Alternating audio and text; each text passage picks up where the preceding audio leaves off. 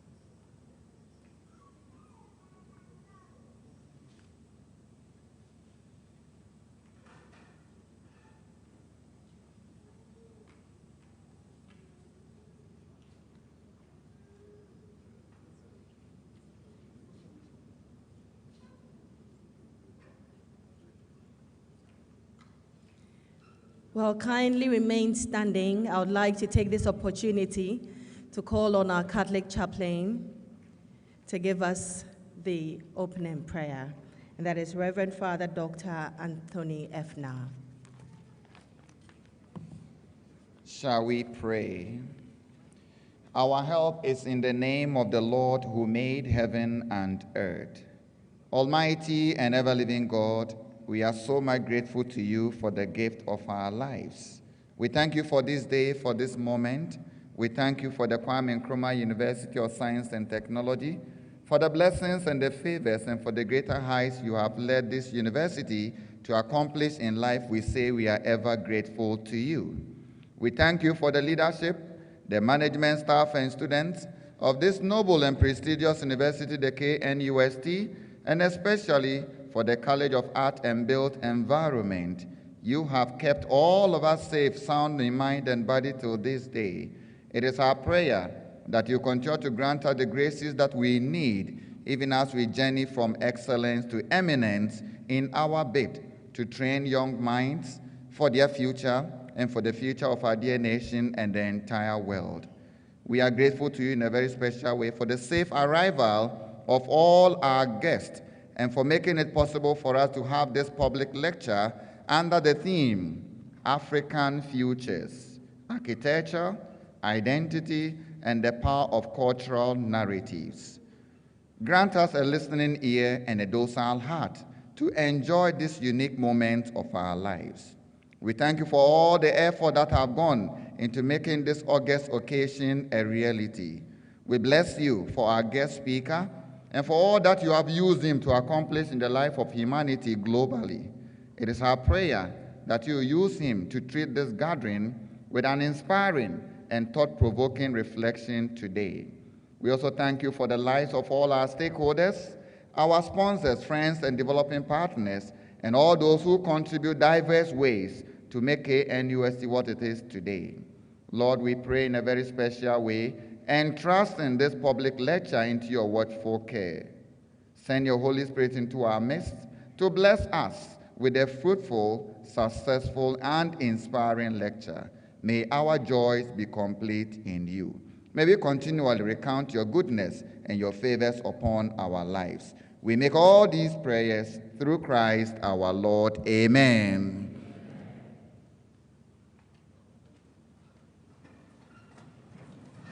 Thank you so much, Reverend Father. Thank you all. Welcome. On behalf of the Vice Chancellor, Professor Mrs. Rita Akosua Dickson and her management, on behalf of the College of Arts and Built Environment, I'd like to welcome our guest speaker. I'd like to welcome members of convocation. I'd like to welcome our special guest of honor, of course, our guests who are here as well, the Ghana Institute of Architects who are here as well, welcome. We'd like to welcome our students, and well wishers of the university. This evening, we are going to answer very simple questions, and it will be done by our guest speaker. How do we build Africa? How do we leverage and embrace the complexity of our traditions, of our culture, whilst we embrace modernness and everything else in between? To chair this evening's program, and to do so on the Vice Chancellor's behalf, ladies and gentlemen, please help me welcome our Pro-Vice Chancellor, Professor David Samoa, to give us the opening address.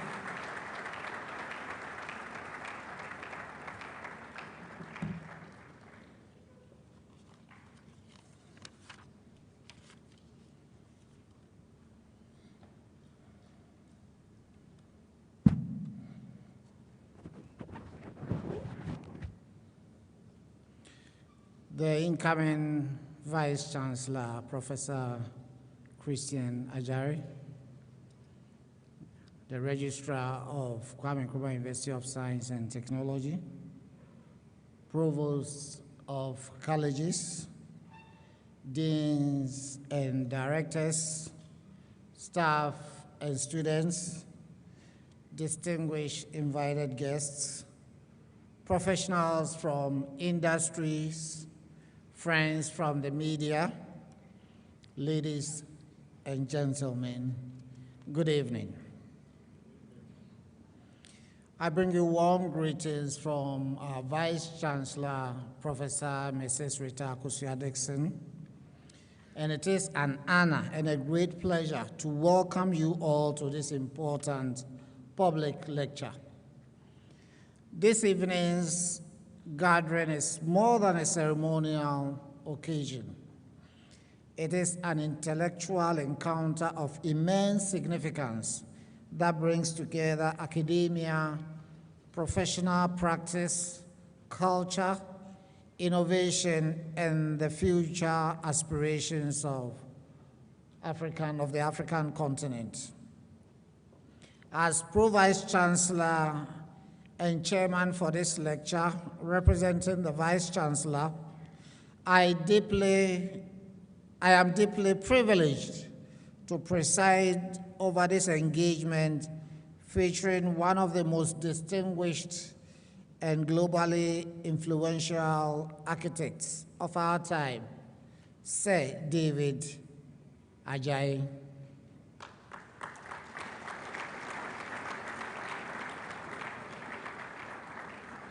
Thank you. KNUST-TEK has long stood as a leading institution in science, technology, arts, design, and the built environment in Africa. Since its establishment, the university has pursued a vision of advancing knowledge for national development whilst contributing meaningfully to global discourse. It is therefore fitting that we host a lecture that critically interrogates the future of African architecture and identify within an increasingly globalized world. The theme for this evening's lecture, African Futures, Architecture, Identify, and the Power of Cultural Narratives, is both timely and intellectually provocative. Across the African continent, our cities are experiencing unprecedented growth and transformation. Urban populations are expanding rapidly. Infrastructure demands continue to intensify. Questions surrounding sustainability, housing, climate resilience, heritage preservation, cultural expression, and inclusive development are becoming increasingly urgent. Yet, amid this transformation, a fundamental question persists. What does it truly mean to design and build for Africa in the 21st century? For decades, many African built environments have evolved within externally defined systems of aesthetics, planning models, materials, technologies, and even developmental aspirations. In many instances, the image of modernity presented to African societies has been one imported from elsewhere. This evening's lecture challenges us to reconsider these assumptions. It invites us to ask whether Africa must continue to replicate inherited architectural paradigms, or whether this is a defining moment to develop new approaches rooted in our realities, histories, climates, materials, and cultural identities. These are not abstract philosophical questions alone. They are deeply practical and developmental questions that affect the quality of life within our communities, the sustainability of our cities, and the preservation of our cultural heritage. Importantly, this conversation extends beyond architecture. It speaks to the broader issue of African agency in knowledge production and innovation. Now we ask some key questions. How do African institutions contribute to shaping global conversations rather than merely responding to them? Question number 2, how do we transform our local challenges into opportunities for creativity and innovation? Question number 3, how do we produce knowledge systems that are globally respected while remaining locally grounded? These are questions that universities such as KNUST must continue to confront with seriousness and intentionality. As a leading technological university, we recognize that the future of Africa's built environment will depend not only on creativity and vision, but also on rigorous research, interdisciplinary collaboration, scientific advancement, and institutional commitment. The concerns raised within the abstract of this evening's lecture regarding fragmented research ecosystems, limited testing infrastructure, and barriers to scalable innovation deserve particular attention. These realities challenge universities, governments, industry leaders, and professionals to rethink how we invest in research, materials development, indigenous technologies, and sustainable urban systems. At KNUST, we remain committed to advancing research and innovation that respond directly to African realities and developmental needs.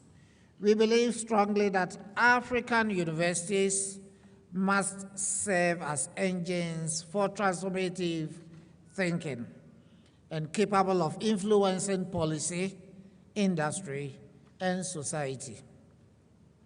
Ladies and gentlemen, one of the most powerful ideas embedded within this evening's lecture theme is the notion of narrative. Narratives shape how societies see themselves. Narratives shape what the world values. Narratives influence whose knowledge is legitimized and whose creativity is recognized. For too long, African stories, including stories from African architecture, cities, materials, and design intelligence, have often been interpreted through external lenses. This evening's lecture, therefore, represents more than an architectural discussion.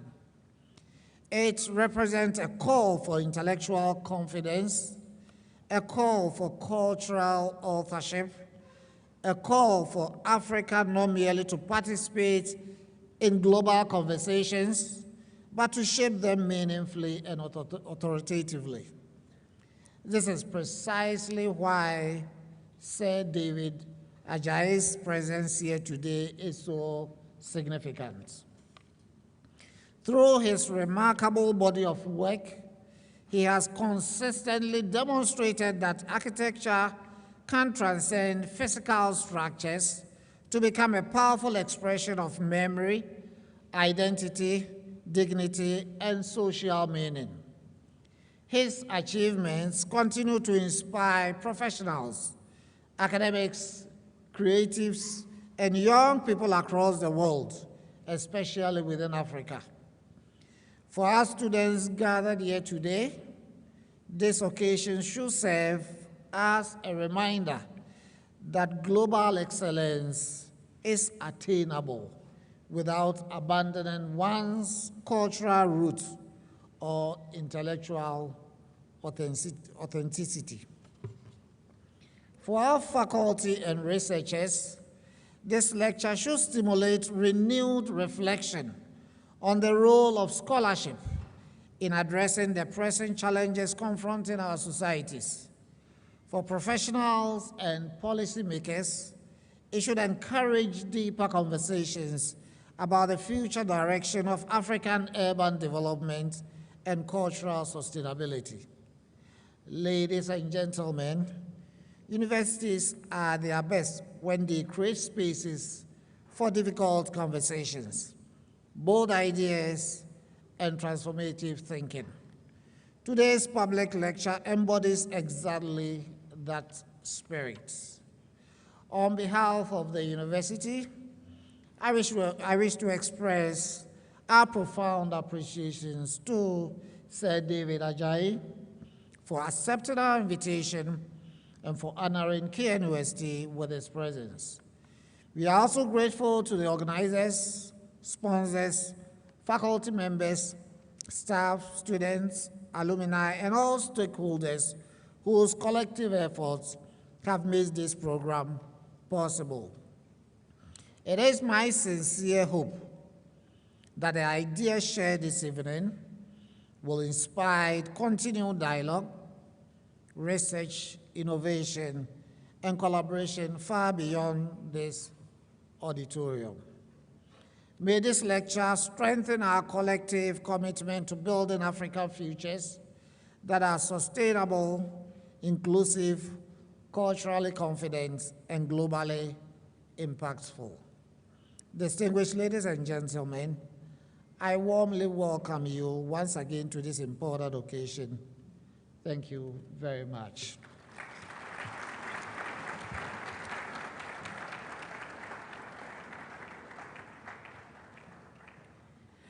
Another round of applause for our Pro Vice Chancellor, Professor David Asamoah.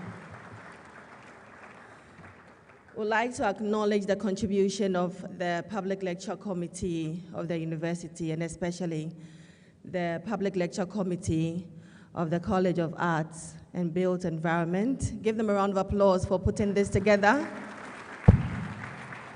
And whilst we acknowledge them, we'd like to acknowledge the support they receive from our sponsors. ASIP Limited, do we have reps from ASIP? Can we see you by hand so we can acknowledge you? All right, they might be on their way. Nixeth Constructions, can we acknowledge them? And if you're here, can we see a wave? But I definitely know DBS is here, DBS Industries, if you can see or hear me. Give us a wave. Thank you very much.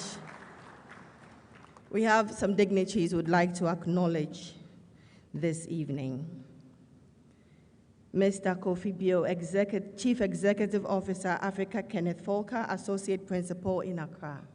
Can we see you by hand and acknowledge you duly? Susan Pebu, HR Manager from Accra. That is Thomas Ado Gamson, Accra Studio Coordinator. Tobias Corte, Video Productions from Accra. Franklin Kudaji, Visual Assets Coordinator, also from Accra. Oh, far away there. Hello, sir. Eresi Hagan, KNUST alumna and also a team member. Can we see you by hand? We have the president for the Ghana Institute of Architects, Architect Tony Asari. Here with the Institute of Architects. Can we see the Ghana Institute of Architects members here? Can we just see you wave us? Thank you. Welcome.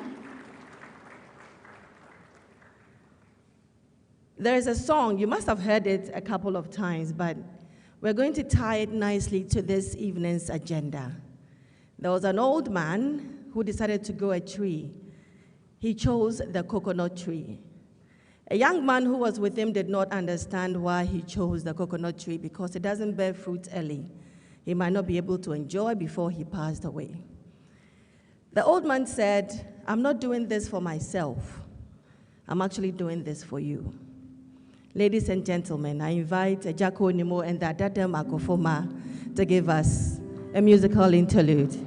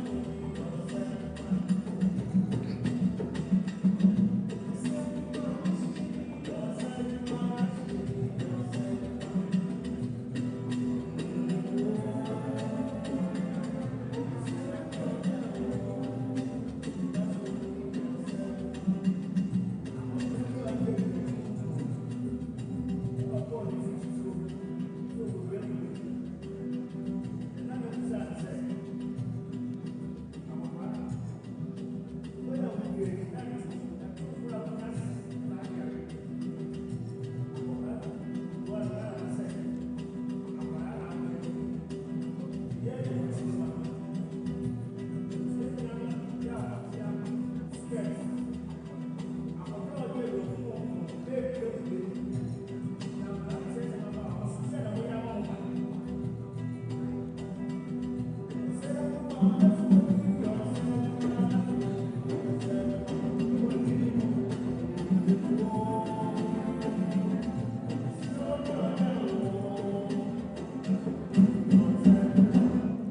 round of applause for Ejakonimos Adadem Agofoma.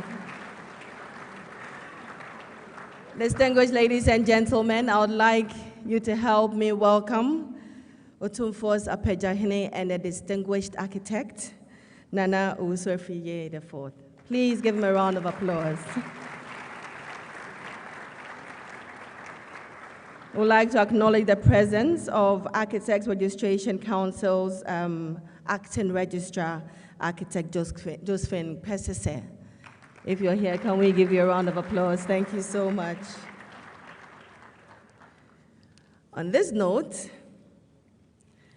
I would like to invite the Provost for the College of Arts and Built Environment, a college that is the foremost institution in the training of professionals of the built environment and arts industry in Ghana, Professor Christian Cranting. Ladies and gentlemen, please give him a round of applause.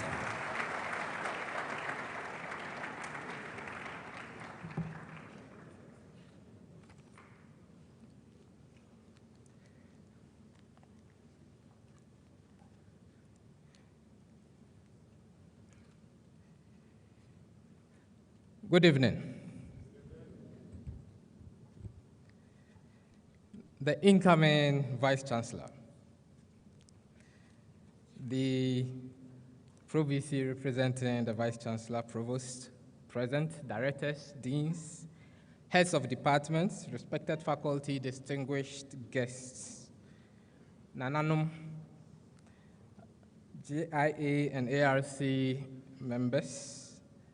Our speaker for today, Sir David Adjaye and his team, our celebrated artist, Ibrahim Mahama, invited professionals, cherished students, members of the media, ladies and gentlemen. Once again, a wonderful evening to you all. It is a proud honor to welcome you to the maiden public lecture of the College of Art and Built Environment, the beating heart of KNUST's creative and sustainable education. This evening, our purpose is clear: to be transformed, thus to expand our sense of what architecture can be, and to renew our commitment to shaping Ghana's built future. So, ladies and gentlemen, let me start by saying that a couple of years ago, we began a conversation, a consultative dialogue with Adjaye Associates to open our students and staff to global practice and to bring global practice home. That conversation has already borne fruit. Some of our students have trained with Adjaye Associates. Their critics and mentors have examined our work, and last year, to be specific, key members of Adjaye Associates served as external examiners for our Master of Architecture finals. Their feedback has moved beyond mere commentary to become a bridge to the future we envision for our young minds. I must say that this partnership is practical and transformational. For students, it means work-ready skills, rare client feedback, internships, and stronger portfolios. For staff, it means upscaling, co-supervision of applied research, and possibly consultancy opportunities. For the college and for KNUST, it means enhanced reputation and measurable employability gains. So these transformational gains form the foundation and the scaffolding of a stronger and more relevant education. Ladies and gentlemen, this evening, permit me to issue a clear challenge to our professionals and partners present. And let me briefly say that KABE needs you. We are ready to partner with industry to close the gap between theory and practice, to pilot indigenous materials to test and reshape curricula, and to co-create studios that place Ghanaian problems at the center of architectural solutions. Please, let us join hands, academia and industry, to shape the Ghanaian-built environment that we truly desire. So to Adjaye Associates, thank you. To Nixet, ASIB, and DBS Construction Limited, thank you. To every faculty member, organizer, student, and guests who made this evening possible, thank you. Ladies and gentlemen, distinguished guests, this evening, we are especially privileged to host one of the world's most influential architects and intellectual voices, said David Adjaye. His work reminds us that architecture is not only about materials and form, it's about memory, identity, and story. He shows how buildings can hold history, carry aspiration, and speak across cultures. So for our students, this evening's lecture is an invitation to imagine a practice that is both globally resonant and deeply rooted in local realities. So students, listen closely. You are not passive recipients of knowledge. You are the artists and the architects of Africa's future. You are thinkers, you are makers, and you are custodians of memory and change.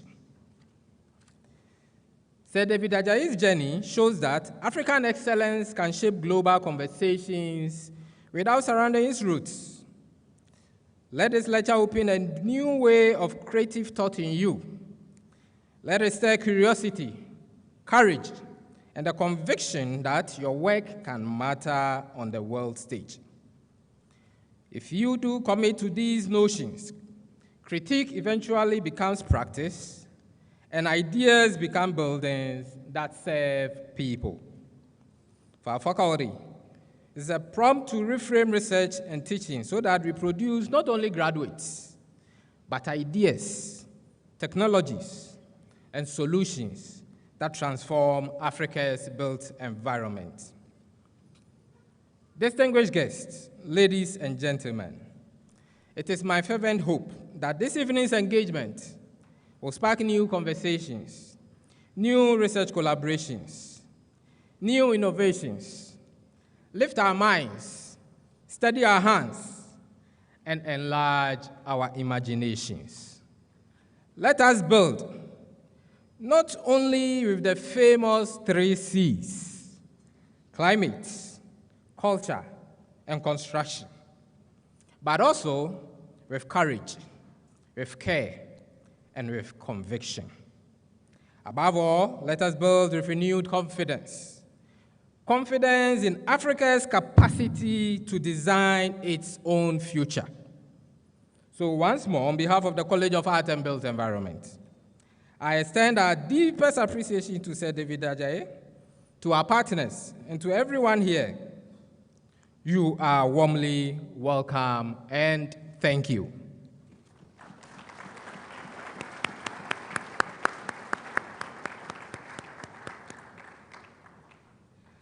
I think I'll go ahead and introduce the speaker for the event.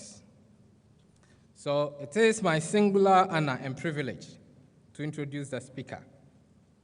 Sir David Adjaye is a globally acclaimed Ghanaian British architect whose work has significantly transformed contemporary architecture and cultural design discourse across the world. He's the founder and principal of Adjaye Associates, an internationally recognized architectural practice with studios in Accra, London, and New York. Over the years, Sir David Adjaye has distinguished himself through visionary projects that merge architecture with history, culture, identity, and social meaning.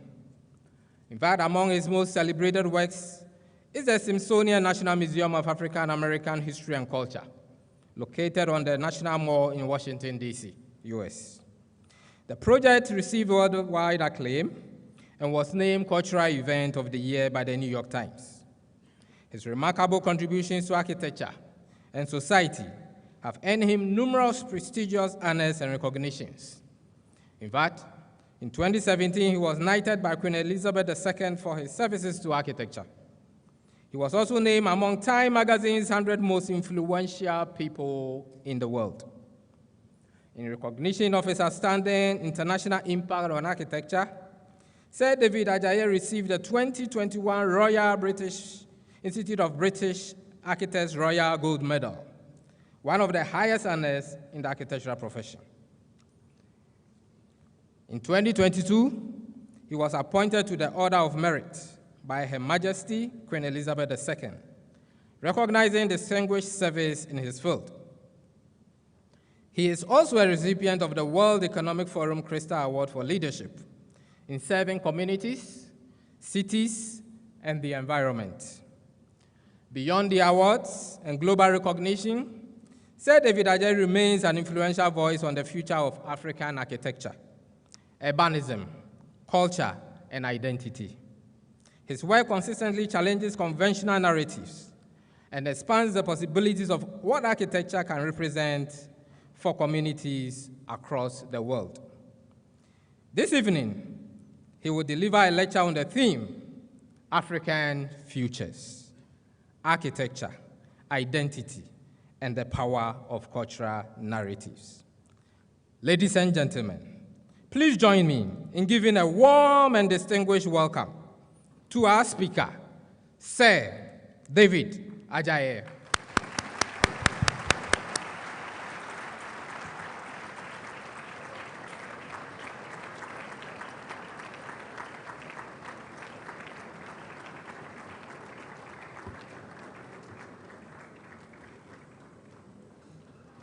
Good afternoon, everyone. It is my great honor to be in this most distinguished university, whose origins and roots resonate so deeply with me and have been an inspiration. Today was a magical day, seeing the future generations thinking and being inspired by what the built environment can be. And I hope that this lecture, as lofty as the title may sound, maybe can be a small device to help you think about small, medium, and large ways that we can contribute as architects to this idea of the modernity and the growth of our continent, our nation, our spaces, our homes, our villages. For me, I think 8 years ago, I returned back to Accra, where my father left many years ago when he was a diplomat in Nkrumah's diplomatic corps. And in coming home with my family, it was a long dream for me to return and to open a practice on the continent of the continent of my birth, but also the continent of my ancestors. Architecture for me started not as a desire for form making or the excitement of construction, all of which are very special. But architecture for me is really a conversation about empowering, edifying, and dealing with the injustices that are inherent, of course, in the world, but also in the built environment. For me, growing up as a young person, moving across the world in the 70s and 80s, I felt a world where there was an incredible optimism in the land that I came from, with my parents and the conversations that they were having amongst their elders as young children sitting under the sort of stools or tables where elders were speaking about the future of Africa. But when I went into the world, I realized that there was a disconnect between the world that was forming and the worlds that we inhabited. And very quickly realized that the world of the continent and the knowledge of the continent didn't have the stage that it should have. Today I was speaking with some students in one of the sessions And one of the most beautiful moments was this idea that they felt that they no longer needed to justify being African architects. And that seems like such a simple thing to say, but 30 years ago, that was not easy to say, actually. 30 years ago, you had to justify yourself as an architect of color, not an African architect, but an architect of color, by assimilating into the dominant narratives, and that somehow architecture was only produced through the dominant narratives. And that, for me, was a social injustice. In fact, it was one of the things that spurred my entire career. And it was the fire for me that really has been the fuel, and still is the fuel, to imagining an African future. What I want to show you are about 6 or 7 projects, I think, small to large, and each one being a discourse that starts from the time that we started the office in Accra. This is the second version. In fact, the first version of trying to come to Accra was actually in around 2012, 13, 14, Kofi. And we actually came into Accra very quietly and desperately wanted to be part of the scene, but were completely ignored. In fact, I actually went bankrupt because I had no work. But I had one mentor at that time that deeply inspired me, and that was one of your great alum, who is one of your great heroes and one of the heroes of the continent, Kofi Annan. Kofi Annan commissioned me to make a villa for him in the countryside. And he didn't need it, but I think he just saw pity on me and gave me this commission and allowed me to explore a way of making architecture which is the DNA of what now is the work that I'm doing. In that small project that I made outside Accra, I explored this idea of a disaggregated form of climate, energy reduction, of the tonality and the cultural framing of our environment. And I hope that in these projects that now are emanating from Accra and going around the continent, you can see a story unfolding that I'm very excited about, that I'm very inspired by, to continue doing architecture and to expand the possibility of what architecture can do as this continent lifts up and takes its rightful place on the global stage. Next. I will start with a small project, probably the first project. The first project that we did when we came back in 2019. And it was inspired by an amazing young artist called Amwako Boafo, one of the great young stars of Ghana right now, a painter who studied in Vienna and has come back. And what struck me in the conversations that he had with me at that time was his desire to make, in any small way that he could, deeply inspired by the work of artists like Kehinde Wiley and these other sort of much more major stars, a contribution to the art ecosystem in his home country, even though he was getting a lot of success everywhere else. He wanted to implant something back in his community. And I found it so deeply inspiring that a young artist who traditionally, as they become successful, would want to move to the West or anything like that, was actually deeply interested in building infrastructure because he couldn't see the infrastructure that he felt was needed in his own place. So this project for us was not economic. It was really a kind of trade between artists. And we wanted to create a project that would demonstrate in this community in La and Accra, next, let me go, a way of seeing how, if political and institutional support was lacking, how could citizens, artists, creatives, create and contribute towards an infrastructure and a dialogue about what we need in our societies and in our urban cities. Next. I don't know if the man can hear me. Next. So next, this is just a sample of the work that the Dot Atelier, as it's become known, and it's more than one institution. He's building several institutions and working with different architects, which is deeply inspiring, has been doing in its community. Next.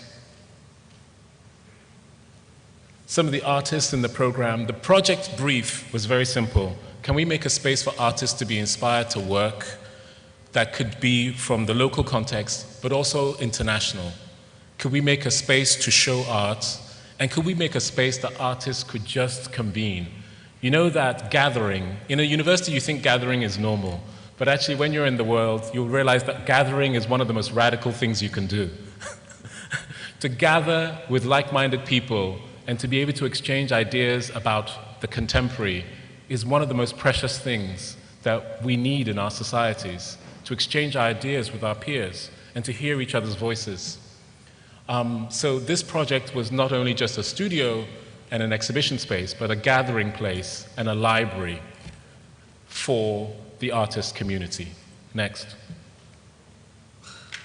It's in the area that Nkrumah, as he was establishing his administration, cleared the communities there, sad and also the way in which the world was then, cleared what they thought were slums, and created a new urban plan. It's one of the areas where a grid plan is established with bungalows that were made for the political communities that were growing. And now obviously has changed, that has completely changed, but it's one of the most interesting, vibrant areas that artists have gravitated towards in Accra. And this is the La area. Next. Next. This is just zooming in to give you a sense of where it is. Sort of in this area, which has really predominantly been about bungalows, there's now, as the land values have increased, a desire to, grow the heights, increase the opportunity of yield from the land. But here we wanted to make an institutional building that became that would become a landmark that wasn't about the commerce that was erupting all around, but about cultural infrastructure that had the equivalent energy and power as the commercial enterprise around it. In a way, signaling to the community that it's not just about making money, but it's also about making something that contributes back to the community. Next. This is just really the research that we did on the communities, the fishing villages that were there before, the clearances, the master plans. This is an area that has had a lot of thoughts in the founding of independent Ghana. Next. And it's interesting to me when we were looking at this that they were modernist bungalows, but before that they were earth structures. And so we decided that we wanted to look at the communities of earth structures as well as the modern technology. In the work, always oscillating between the ancient and the future is my mantra to my team, that the work must seem at once completely new, but at once completely familiar. Inhabiting this dual world, for me, is the radicality of architecture. Next. We looked at that and created a small tower. I call it a small tower pavilion project, which really is a study on air, light, view, and frame. On the ground floor, how you enter. In the middle, the studio body, the heart, and in the top, the showing space with all its light. We decided that we wanted to make a plan that was not a traditional plan. It would be something where the rooms would be singular. There would be no corridors in this building, to take away the corridor and to make the circulation, the system which organizes the way in which you arrive to each space as you rise. Next. So on the ground floor, you enter library, cafe at the back, entry offices, etc., gatehouse, garden in the back. Next. And then the rooms, and then you can see the perimeter is where the service systems and the circulation run, always creating a rectangular proportioned room in the heart. Next. Then this is the form of the building from above. It's a frame building. I mean, I don't know if you know, but Accra is on a major earthquake fault line. So we can't just build anything we want. We have to build with a structure that is sustainable, but also able to deal with all the issues that could happen in the cycles that are inevitable in Accra. So it's a frame building, and I wanted to express that. And then the material body of it, the largest amount of area, is the lowest carbon material, the ancient material, the earth material, which is rammed, in this case, with hammers. And when we started this project, nobody was ramming or doing rammed earth in Accra, except for traditional people in the countryside. And we wanted to train a team who would start to really be able to scale up. And even before we had finished, the teams had started to leave to get other work. So we were training, people were excited, they were being poached, and they started to become artists, and everything started to happen.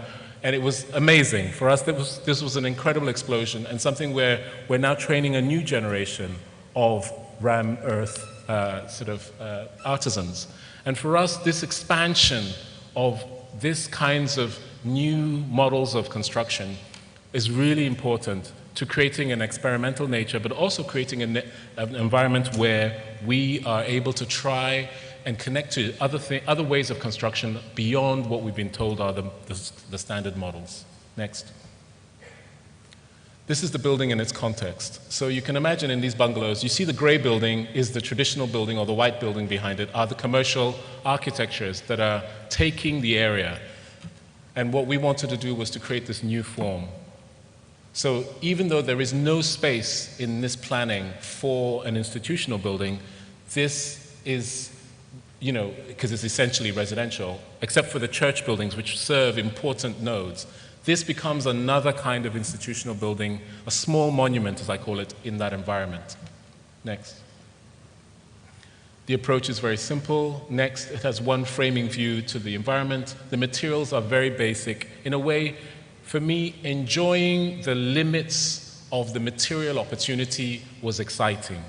In a world where you can do anything you want, actually to have limits because of whatever you want to say, GDP or import problems, to be able to have limits can be an extraordinary accelerator. I trained with an architect called Álvaro Siza, and Álvaro Siza in Portugal would always talk about this time when Portugal was a very poor country, had come out from being in a fascist construction. They had no artisans, but he, unlike his fellow architects who were looking at everything around the world, would work with local people to train up skills, metalworking, plastering, rendering, and just use the limits to make expansion.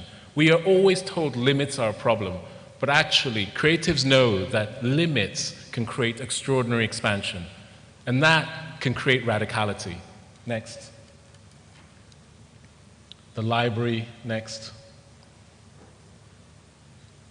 The way in which the building works is that it's an open staircase. It's not enclosed. So it is working with this idea of the inside-outside, the tropical.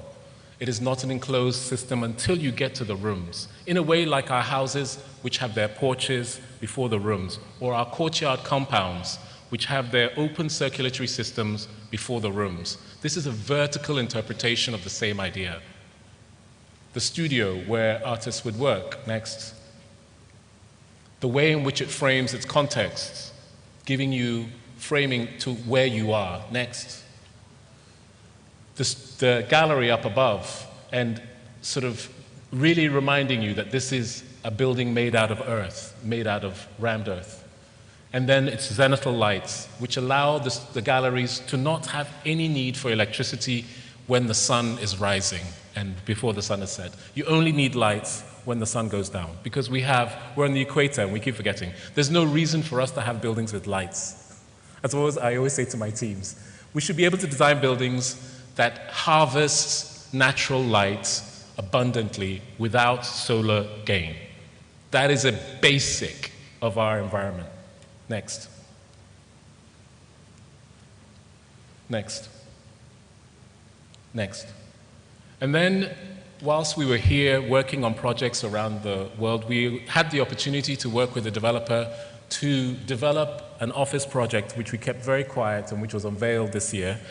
But we were in a refurbished building very near airport where we really were practicing from predominantly and building the infrastructure and the capabilities of the office.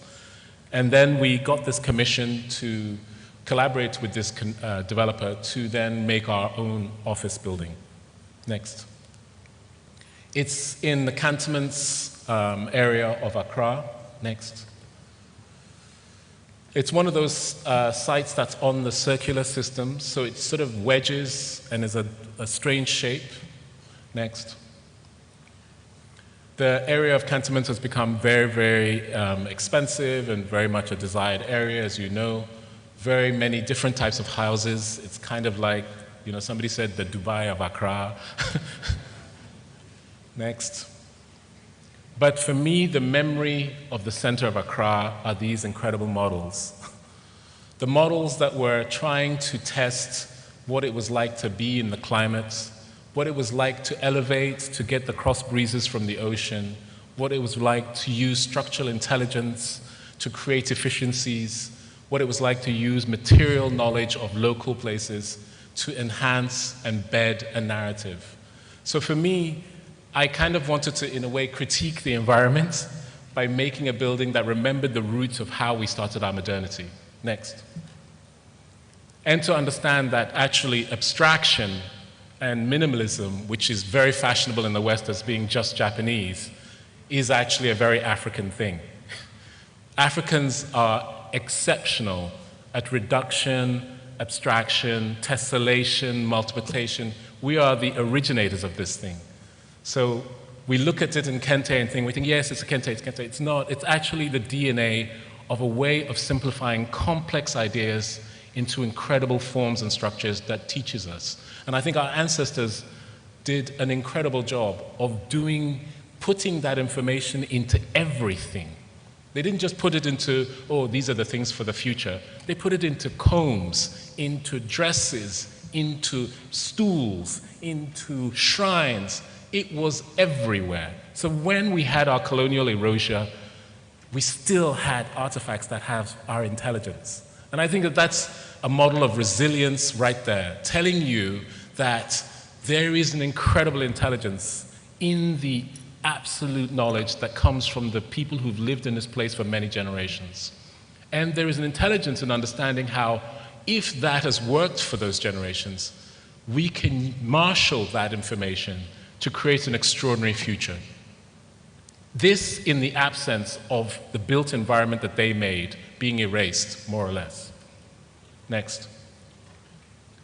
So this idea of making a building which uses structural efficiency, now low carbon concrete, not worried about the color of the concrete, but using local sands, sifting with them to bring the carbon footprint down. Then using rammed earth as a dominant enclosure material became also the second test with this project on a commercial scale. So first was an art project, this is a commercial project. Next. And the ground floor we felt we didn't want to, we couldn't afford to excavate, so we didn't want to excavate. So we decided to make a structure that would give us the most flexible ground plane. And that required us to develop a structure where I didn't want any columns on the ground. So with our engineers, we worked on bringing and developing the first post-tension structure, we think, in Accra, definitely. It's a 26-meter cantilever that sits on one column, that is an escape stair, and then the studios rise up above it. Next. The main studio floors, 2 levels of it with service systems, and then the roof, which is our sort of amenities building. Next. And that has our creche, boardroom, sort of event spaces, etc. on the roof. Next. The building basically orients north-south. And so the louvers are working east, sort of northeast and north, because of the angle, northeast and northwest, sort of dealing with the sort of solar glare in the morning and the evening. Next. This is the front elevation, which is on the main street. Sort of, you know, for me, I call this a very, actually, a shanty building. And why do I say that? In the sense that it is, if you look at traditional Ashanti architecture, it's never porous when you face it. It actually is very enclosed first. It asks for you to be invited. And as you are invited, it starts to open itself out. It receives you into its courtyard, and it opens itself in. And for me, this idea of not making grandiose facades, but about creating a restraint, but a power, is something that I've been very fascinated with. Next.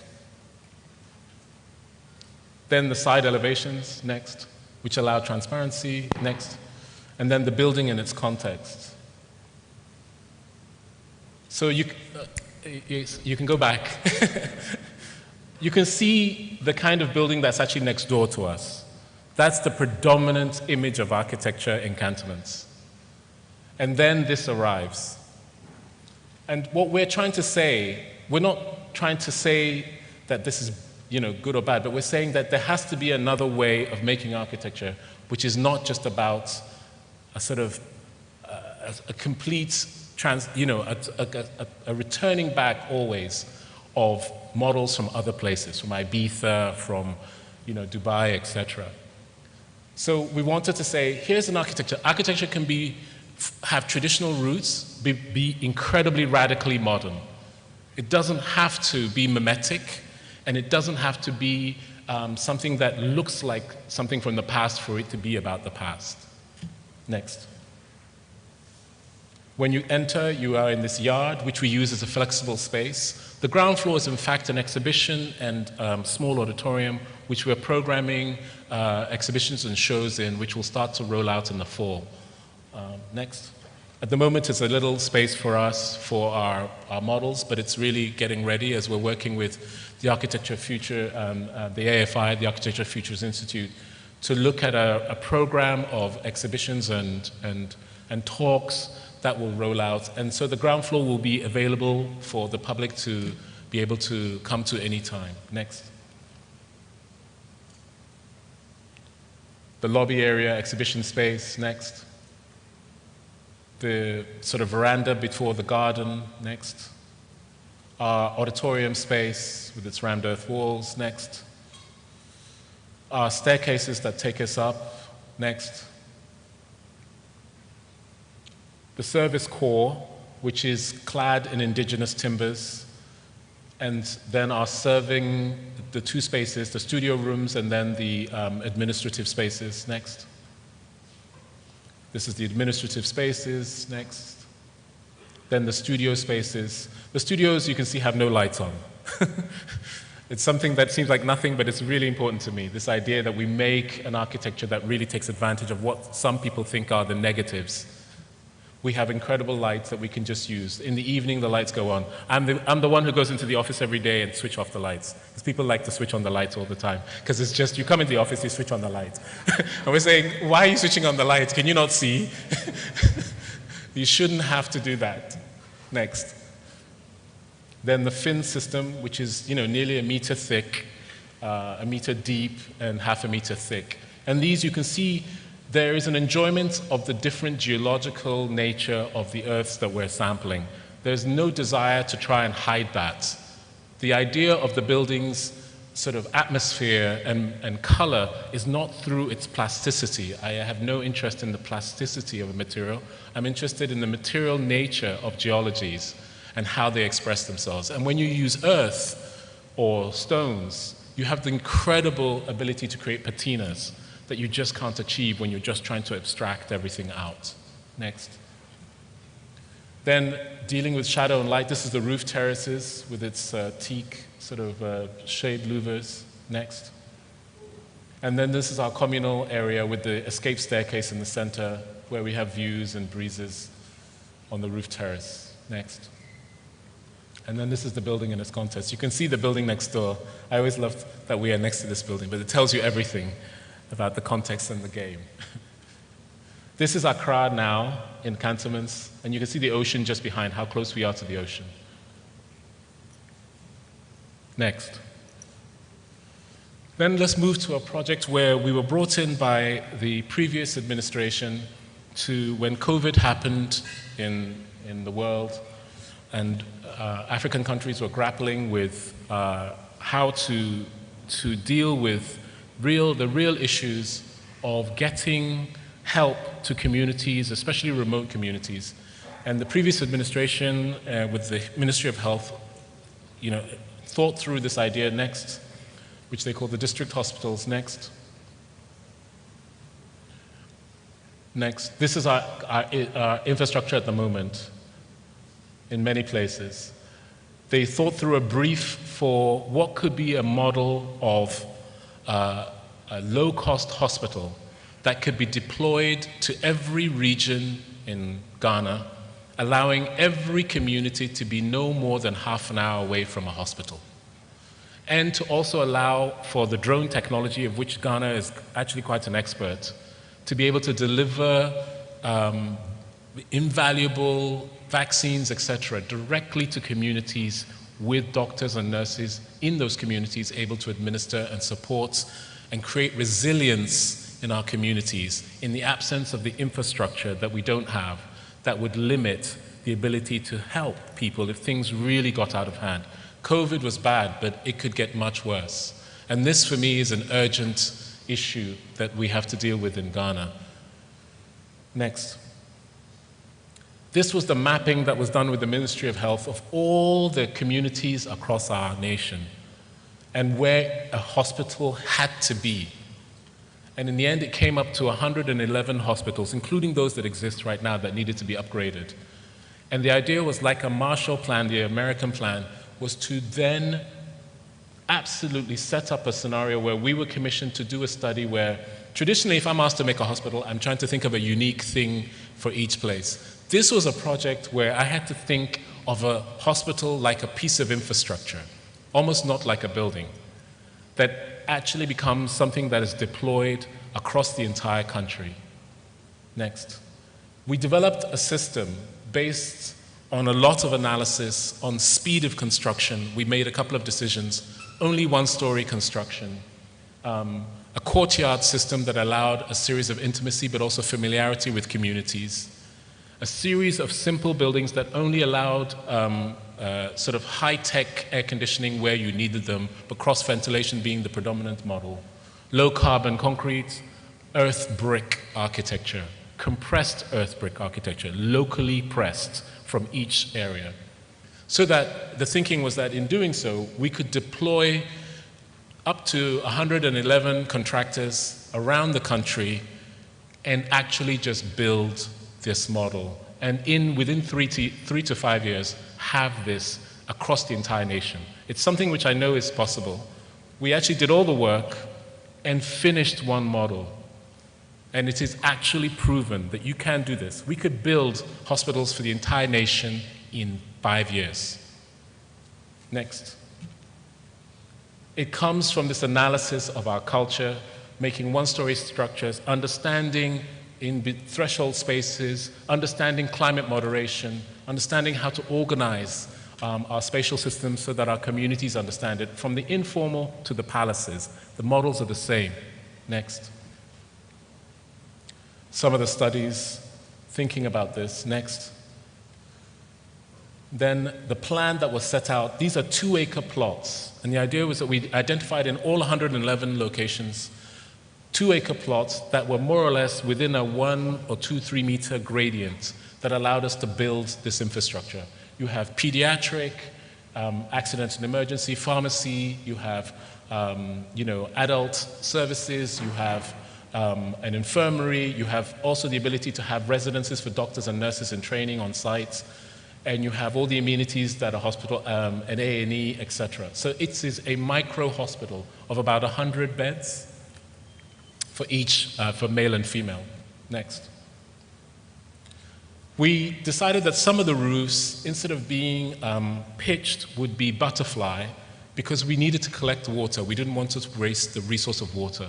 So water collection has become part of the ecology of this model, and then also solar energy production. So the butterflies collect energy and also collect water, but then creates its own unique language for the hospitals. Next. So the diagram is very simple. Upside down or inverted, or where you need energy, as in the theaters and the operating spaces, etc., you have the technology into the body of the architecture, but always building a raft system that floats above the foundation so you don't have to worry about the topography too much. And then the rest of the systems evolve with the proportions that allows for thermal stack effects and heat gains to all work appropriately. Next. Diagram next. We tested it in different locations as diagrams. Next. And we built one. This is built and is ready to be operated. The front is the entire hospital program. At the back is the residences for the community. And this can be built for every single community in Ghana. This is using local skills, not highly skilled contractors, but local contractors who are able to make these compressed bricks and make these frames and to then embed within it the technologies we've just been discussing. Next. Next. Entrance areas. Next. There are no corridors. You will start to find I hate corridors unless if I have to do it. Next. Wards. Next. Courtyards where trees will be planted. Next, as waiting spaces. Solar systems on roofs. Next. Water gathering and solar systems with the earth brick and frames. Next. The corridors where the natural ventilation happens and corridors to interconnect the systems. Next. Next. Then these forms with their different roof profiles and how they articulate. Next. Accident and emergency areas. Next. And then this building in its context as it's starting to grow with this residential area behind. For me, this is probably one of the most meaningful projects that I completed, and I hope that governments will look at the work that architects are doing and vast teams and really, for me, build upon the work that's been done rather than discard this kind of research for new models. Because when we make breakthroughs, it's important that that's actually shared with our communities. Another project that we working on during this time, which is another scale, is the Museum of West African Arts. It's called MOA, Museum of West African Arts in Benin. And this project really started off first as a conversation. Next. Next. As a conversation about how do we deal with the restitution of our artifacts and objects which were taken in the colonial plunder, which happened. And, you know, the directors of this institute came to me and said, David, what the argument that's always placed in front of us is that we have no infrastructure that can receive these objects. So how can we even be in a conversation about restitution when we haven't even built the infrastructure for that? So I said, well, this is where architecture is powerful. Let us demonstrate institutional spaces that these objects could come to, and let us also demonstrate infrastructure that can train generations of custodians of curatorial sort of projects, but also historical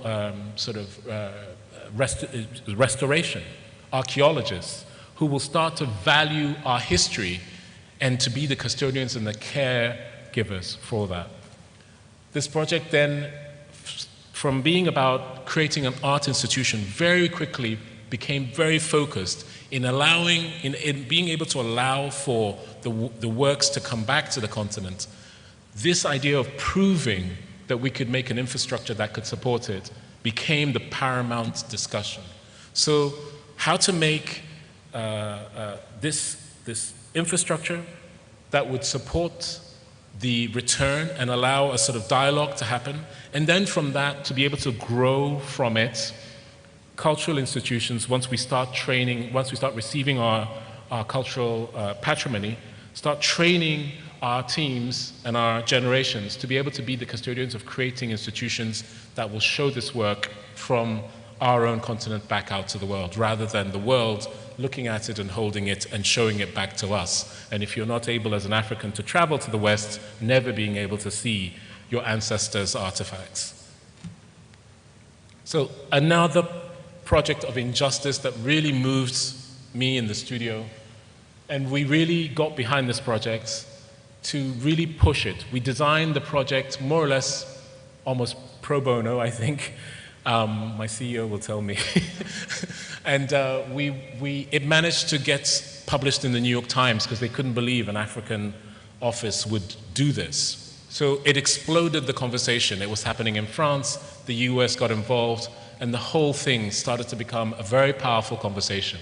And then the political parties started to get involved. It started to erupt into politics. Next.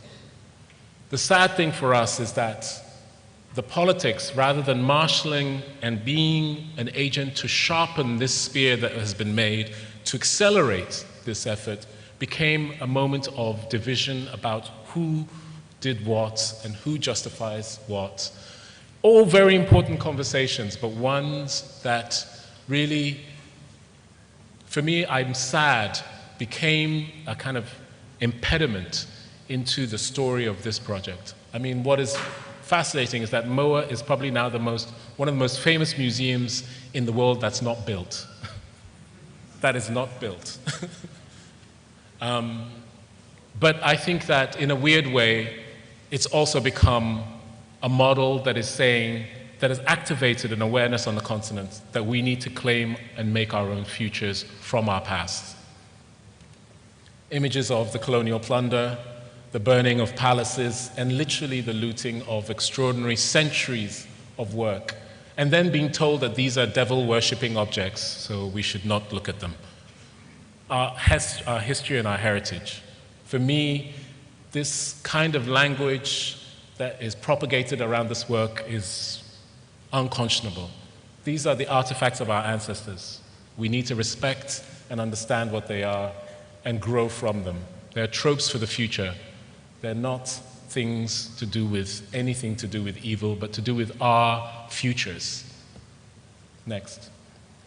The architecture of Benin, one of the most beautiful cities in Africa, probably at that time.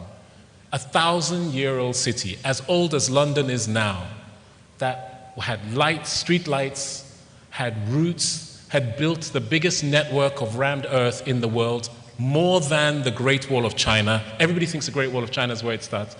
Benin built more earthen walls than China. They were destroyed. There was a sense that how could these people, how could we go and say we're taking things from these people if they are so sophisticated and so extraordinary in their architecture and their cities? So we have to be careful about the stories about our artifacts and the stories that we consume about our own histories. So the building project, which is essentially a warehouse for storage, becomes more than that. It becomes a moment to use construction to create a cultural infrastructure.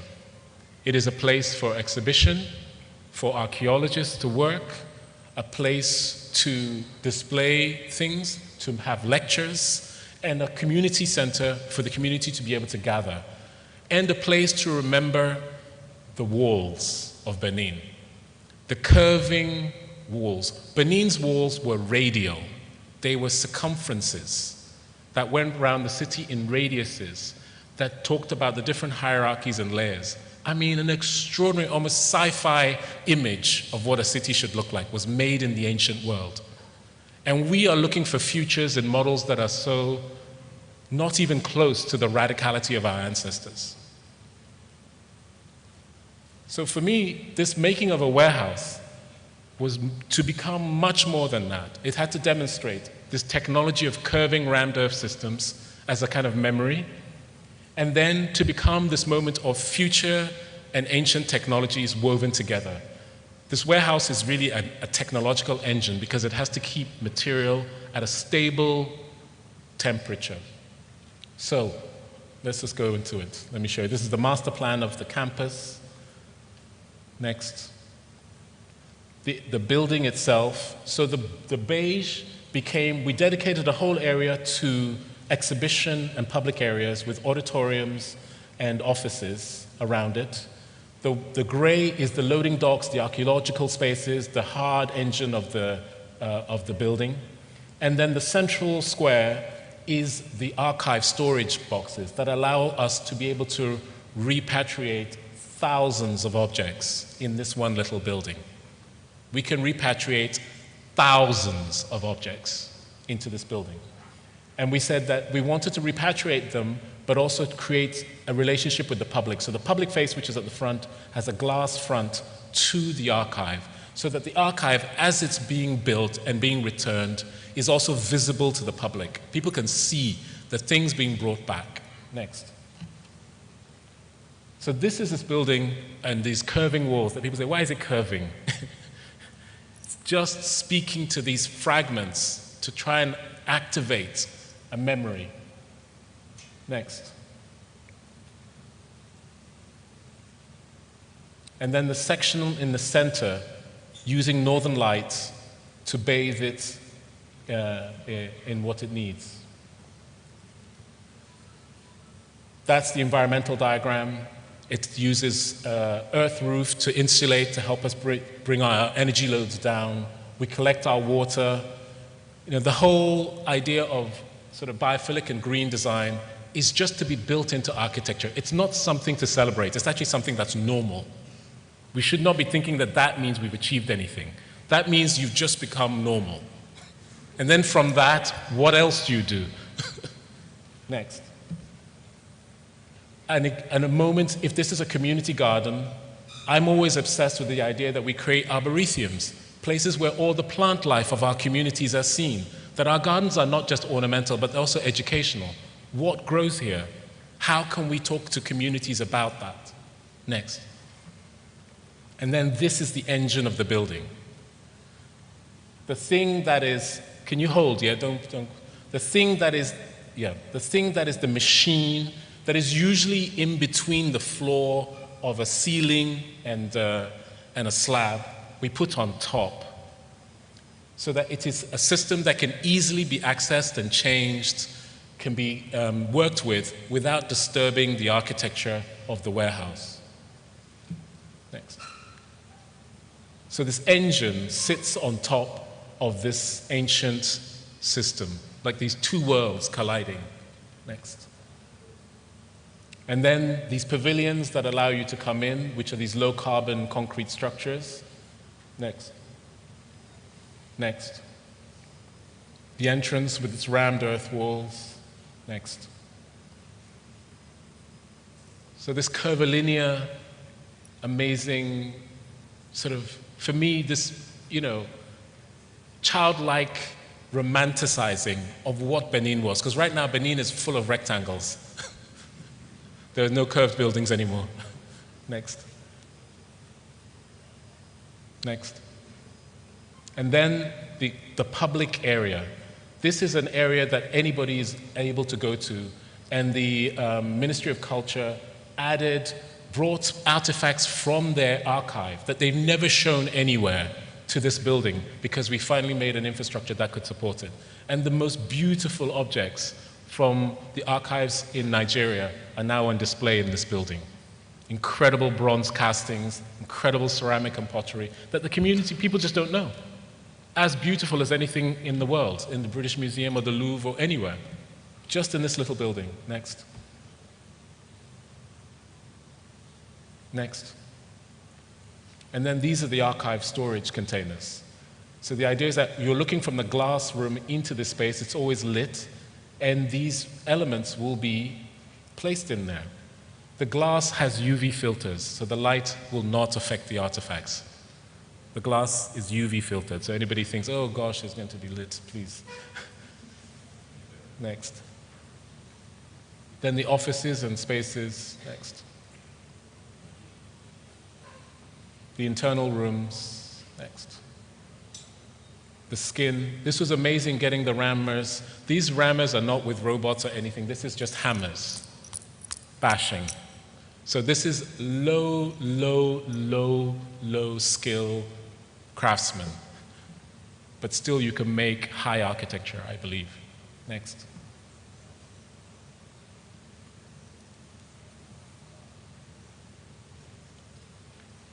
And then let me take you to the last three projects. The project that we are very excited about, that we've been working on for about 7 years or 8 years, 7 years, the Thabo Mbeki Presidential Library. We unveiled it a few years ago, but because of COVID and many things, it stalled. But this year, we've broken ground, and in 2.5 years, this center will open.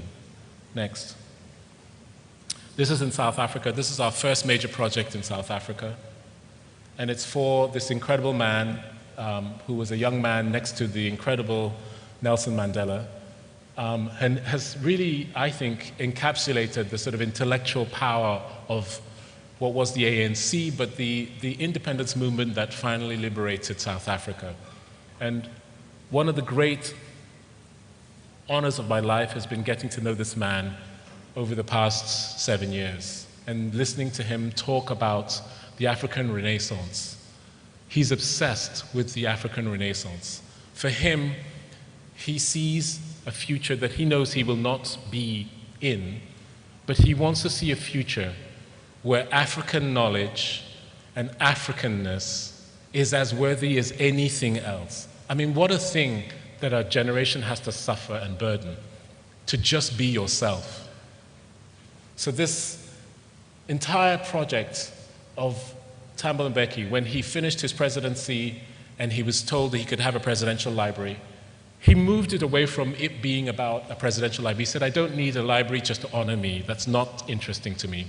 But I need a library that will honor the next generations and will give them inspiration. And some of the things he did when he left the presidency was to become one of the most powerful forces on our continent to deal with our archives of independence. The Thabo Mbeki Foundation has now probably the largest archive of independence movements on our continent, something which is thrown away in most governments on our continent and discarded.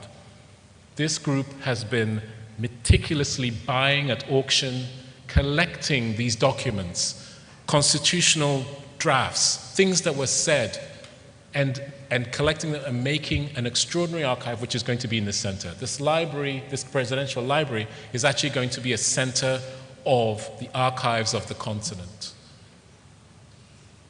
It's in an area that he lives in, and he has systematically over, I think the last decade, bought an entire urban block, quietly. And now it is being transformed. This is just a little red area, but that entire urban black rectangle now belongs to the foundation. So phase 1 is what we're working on now, which is in the red, which is the presidential library, and it's one of its archive buildings. Next. It's in an area that is a very leafy residential area, full of modernist buildings, shopping malls. It's near Sandton. It's in a it's Riviera, if you know South Africa and that part of South Africa. A very sort of up-and-coming, not up-and-coming, a very arrived upper middle class area. We said, after listening to this incredible man for with many conversations, what you're proposing is like the technology that allowed our ancestors to survive the harshest environments. So actually, this thing that you're asking us to make is actually a grain silo. And he laughed. And we said, we're super serious. For me, one of the greatest sciences of our indigenous communities is the way in which they develop grain silos to allow agriculture, to allow communities to flourish. It is it's the iPhone of the past time. It's how you can survive in a mountainscape or in the desert where there's ravishing heat. So I said, this piece of technology is a metaphor of knowledge transfer, knowledge, innovation, etc. And I said, the building had to reference this. Could we reference this as our thinking? That we would not make a large flexible space, but a series of silos that would be one-room systems, each one with one program, that would become the environment for discussing the continent's futures. So in the end, the plan was to create 8 chambers on a plinth, elevated, and to create a series of sequences that, we have worked with this foundation to finally get right, and now we are building it. These volumes in their roofs are cut with zenithal light apertures. You know me and my obsession with light. So that each volume is illuminated by a different quality of zenithal light, east, west, north, south, direct sunshine, indirect, reflected light. The podium creates the infrastructure, the engine, the water collection, the management. The sun deals with all the kind of solar harvesting that we need. The thermal mass of these buildings are both rammed earth and compressed brick. So we make a double thick structure it has a frame inside because South Africa also is on an earthquake zone. So we can't make just earth architecture because it will fall. So it has a concrete frame, which is then lined with a rammed earth outer skin and a brick compressed inner skin. Next. So this double wall system is the architecture of this building that's coming, with these program rooms, and underneath them are the exhibition spaces and offices and storage and support material for the center. It's all made of the earth of Riviera. This is the color of the earth underneath the concrete. We're not exporting this or bringing it, importing it from somewhere. It is what's there. This is the infrastructure of the ground that supports it, and then, next, this is then the silos on top. So the material palette of this project is basically different strengths of earth, either going towards concrete or coming towards just compressed mud. It's a language of just one material. From the street, this is what it's going to look like on the corner. As you approach it from the front, as you enter, you then see how the different chambers intersect with each other, and the zenithal light falls. Each one has different programs talking about the history of the continent. This is an orientation room to tell you what you will come to see next. Libraries for academic study. Auditoriums for presentations.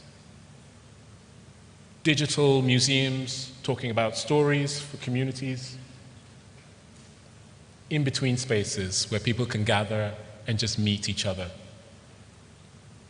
The lower section where the exhibition areas are, the exhibition spaces, and then as you come off the plinth, a sort of large amphitheater outdoor space, and this from the street. And then this is phase one. The long lozenge building is actually the space where the digitizing of the archives of the continent is happening.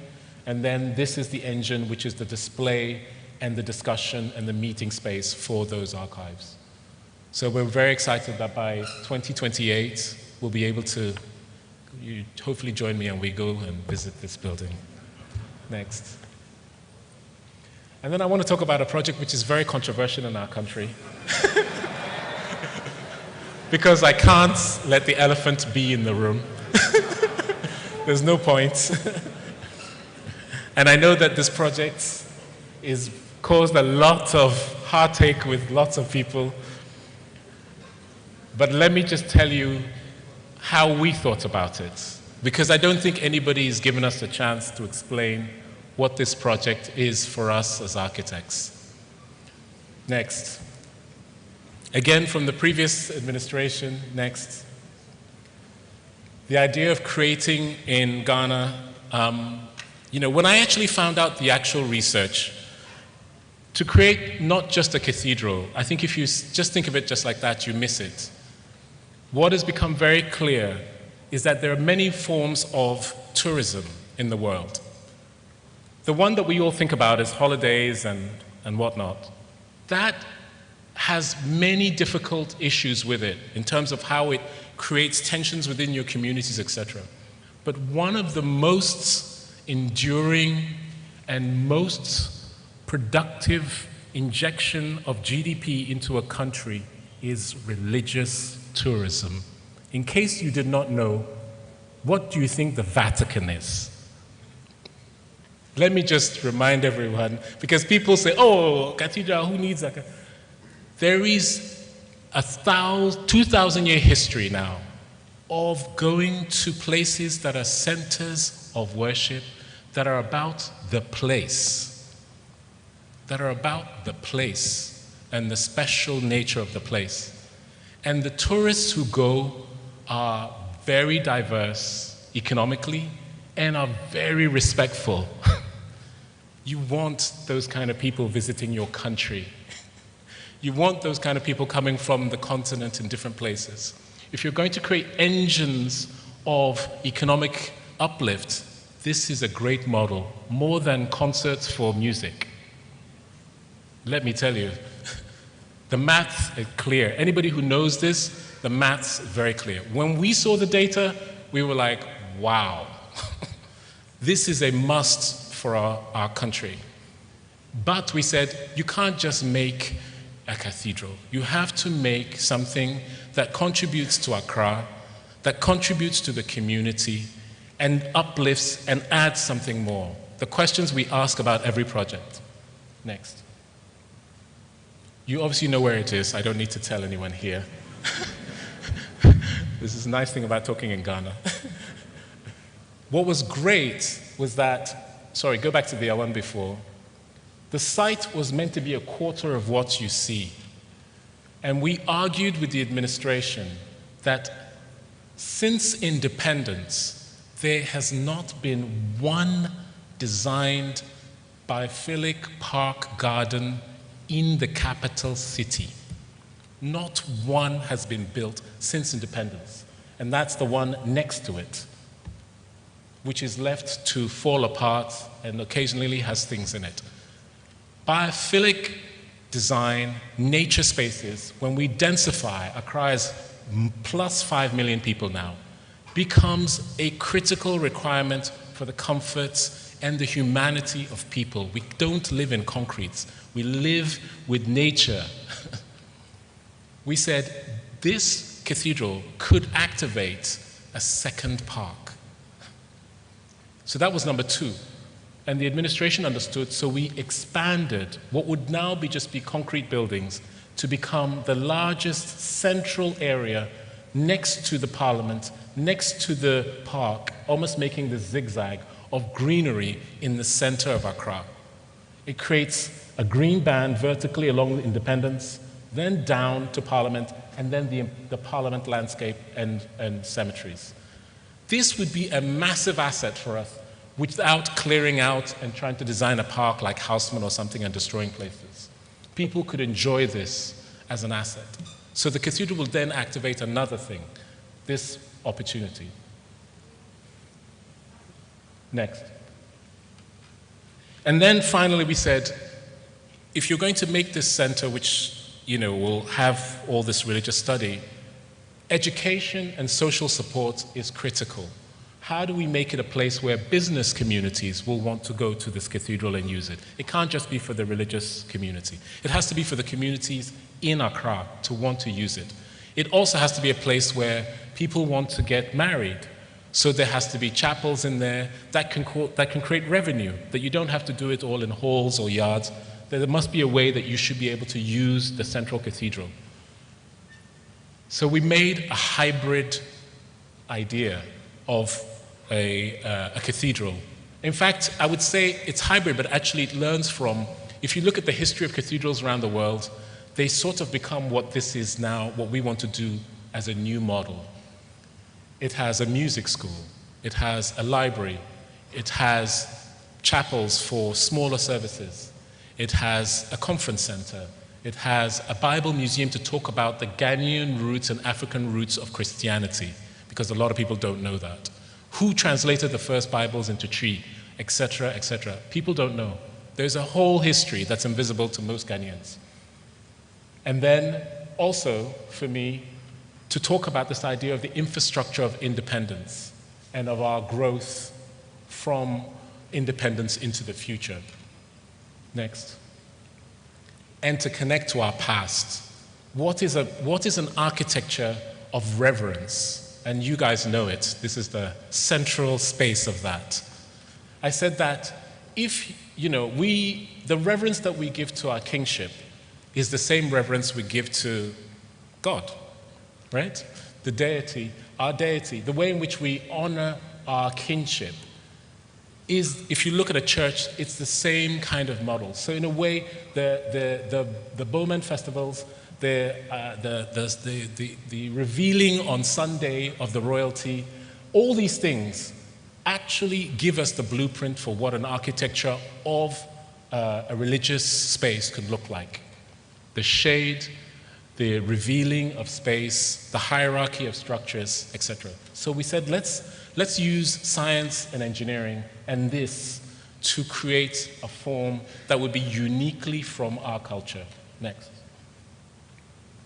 So this idea of a layering of chambers, again, another plinth building, a mound that would be made with a earth composite that would create the base, and then a structural system that would create a tension structure, almost like a fabric of the Bowman umbrellas, creating a cover for up to 5,000 people to gather. Next. And then the two parks, the park to Parliament and the park to Independence Avenue for the community. The building actually looks like you enter it from above, but actually you enter it from Castle Road, directly in. Underneath it, parking, and then at the lowest level, a crypt for the heroes of our nation. We have incredible losses in our country of great people, and we put them under tents, and we bury them in military cemeteries. We could make a crypt in this building that could hold our heroes that we revere. One. Next. Come up. We could then make the museums, the conference centers, the support facilities, the chapels that are on the ground floor to allow for daily life to inhabit the ground plane from Castle Road into this infrastructure. Next. Then up above it, libraries, music school, support facilities.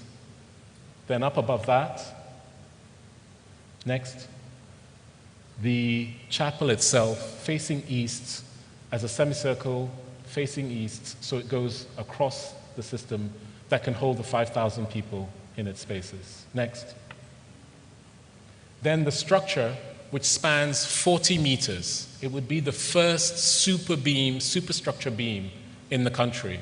So engineering excellence that we've never seen before, of the kind that Independence Ghana started. To go back to that incredible way of thinking, that we have a need. Why do we want the columns? We don't want them. Let's use science to solve it. Let's create these extraordinary beams with our engineers. We've created a beam system that is made in pieces that joins together to create this incredible superstructure. That is not a Miro super space frame. It is an actual architecturalized beam. Next. The mezzanine, next. And each of these folds in the roof is a beam. These are the beams that support the building, and then they're held between. And the gaps between the differential that's happening, because the highest point in the center is the altar, and the lowest point is the door, creates the clerestories to light the entire chamber without needing, Again, my pet thing, our incandescent light. Then the gardens. This could be an extraordinary arboretum of extraordinary gardens that speak about our civic life, our political life, our cultural life. Next. And then the funny thing about the building is that it looks, you think it's a small building, it actually would be the tallest building in Accra.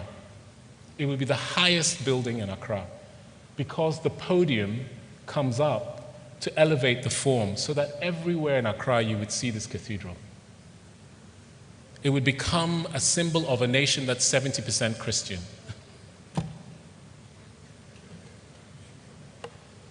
The mound would then become outdoor auditoriums in the Tutu Gardens. We love our nightlife. So then you can get up to 25,000 people on this mound.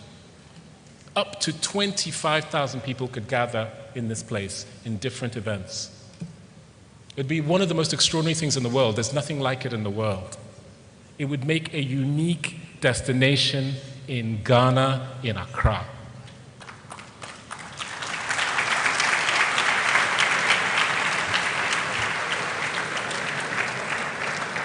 Let me show you an animation we made.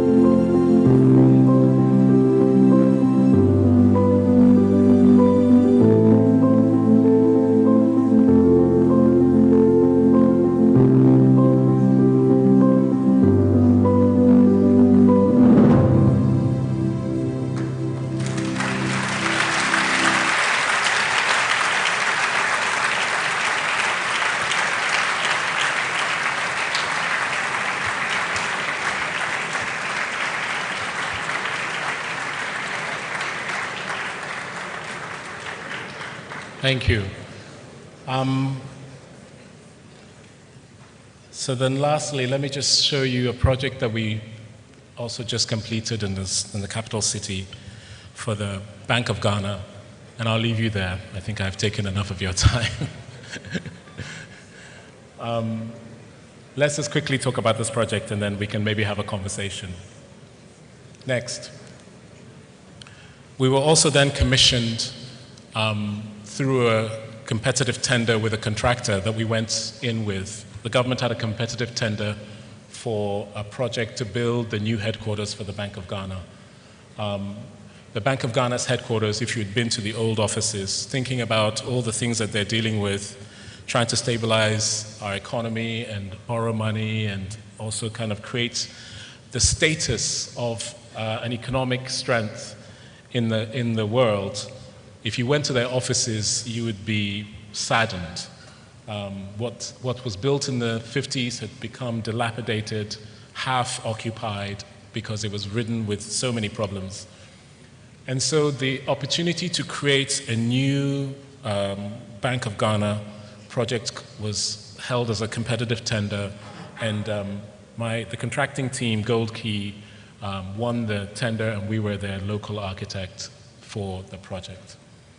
Our idea was very simple. A lot of people proposed very glassy Dubai buildings. We said, please, can we make a building where we want to show discipline, order, rigor, care, and a relationship to where we come from as the foundational notion of what this building is. This is a building that you have to come to and say, I want to give you people $1 billion. Right? Somebody has to come here and say, I trust you guys. You know what you're doing. This is not a building to start dancing. So you can see that there's a political nature behind this project that is really important. And for us, we thought this is about how what we've been talking about in the office, making an architecture and infrastructure of nation building, but also continent building. This was this is a very powerful example. So the project for us next is moved to basically the CDB area in Accra now, which is just off Castle Road, coming up the hill behind 37 in North Ridge, just close to North Ridge. Next. Obviously, you know downtown where the old building was, next to the center, and then the CDB is the upper images where the new towers are coming out in Accra. We said, how do Africans make towers? Can we look at that? Actually, in my heart, I actually wanted to make a rammed earth tower, but I pushed it too far. But I will make a rammed earth tower. Or if I don't, somebody here has to. Please. We can't just have towers that are not. Our ancestors already made rammed earth towers. To a person in the 14th century or 13th century, that was a skyscraper. So we can do it. Next.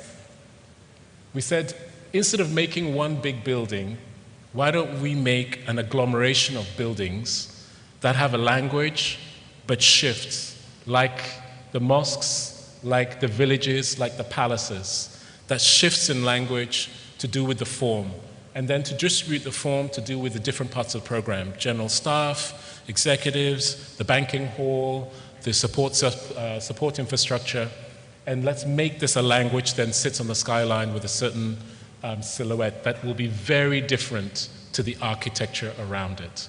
In a way, the banks and the commercial buildings around it on this site are performing for attention from customers to say, we're the new thing, come to us, save with us, we're cool. The Bank of Ghana needs to say, we are your stability, we are your anchor, we are the reason all this other stuff is happening. So we wanted to make an architecture that was completely different to the environment and spoke about this order.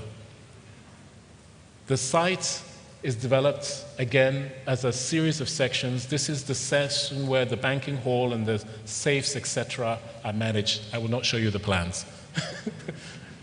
Then, next, the support infrastructure that connects to that. And then lastly, the car parking and support material around it. And then the 3 towers, the 3 buildings that come off from that.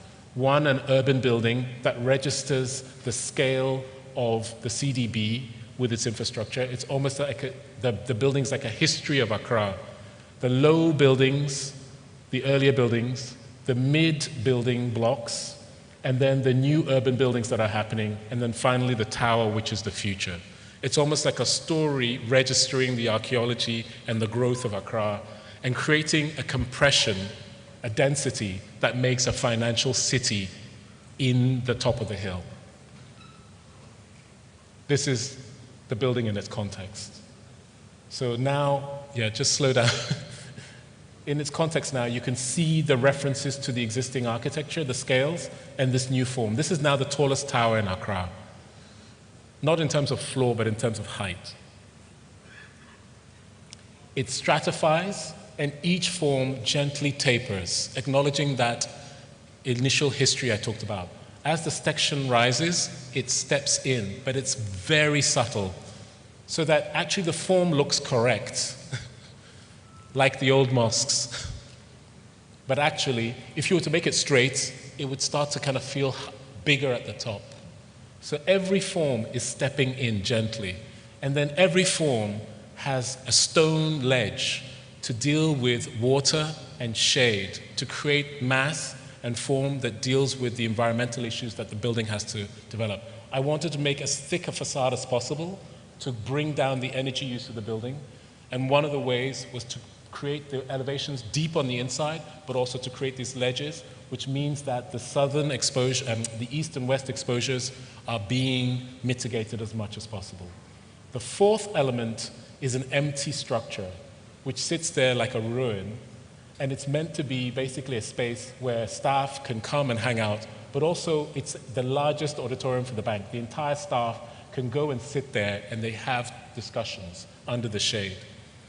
All the buildings have solar cells on top. This is a Leeds silver or gold, Kofi? Gold. This is the first Leeds gold building in Ghana. So it is, performs, and from an energy point of view, it is sealed. It's, it doesn't have leaks. It's probably the most state-of-the-art building, definitely in the region. I would say in West Africa. Next. And then this is the building as you go around. Next. And then the building from above with its solar array. The smallest building is actually an amenities building, so it's an auditorium conferencing facility. It's not finished yet. It will be finished in the next year or so. Next. The canopy for gathering with its mirrored ceiling. It's a cross-concrete frame system. From the back, looking back towards the CDB. The plaza that's elevated for the staff members between the towers. The space between and the planting that's happening, which will grow. The gaps between and the way in which you get these vistas to the city.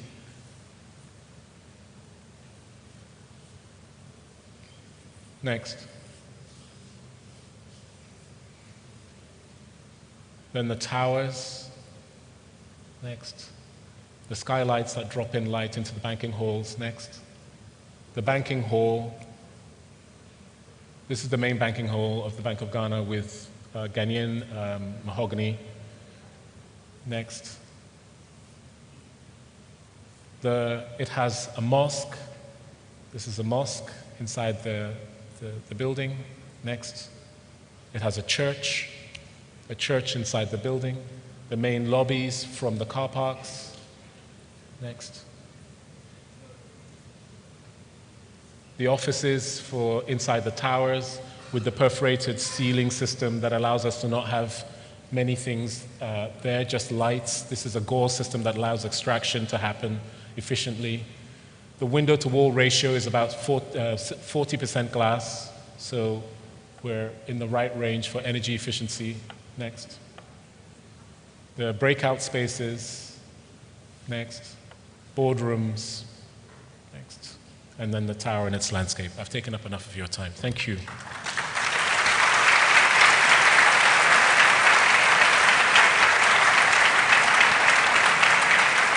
All right. Sir David Adjaye has been so kind to take 5 questions. We're running behind time. He needs to catch a flight.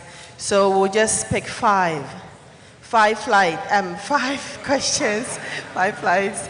5 questions. So if you can kindly, okay, so I can see this hand, I can see the other. Young lady, could you please come? Sir, could you please join me here? You too.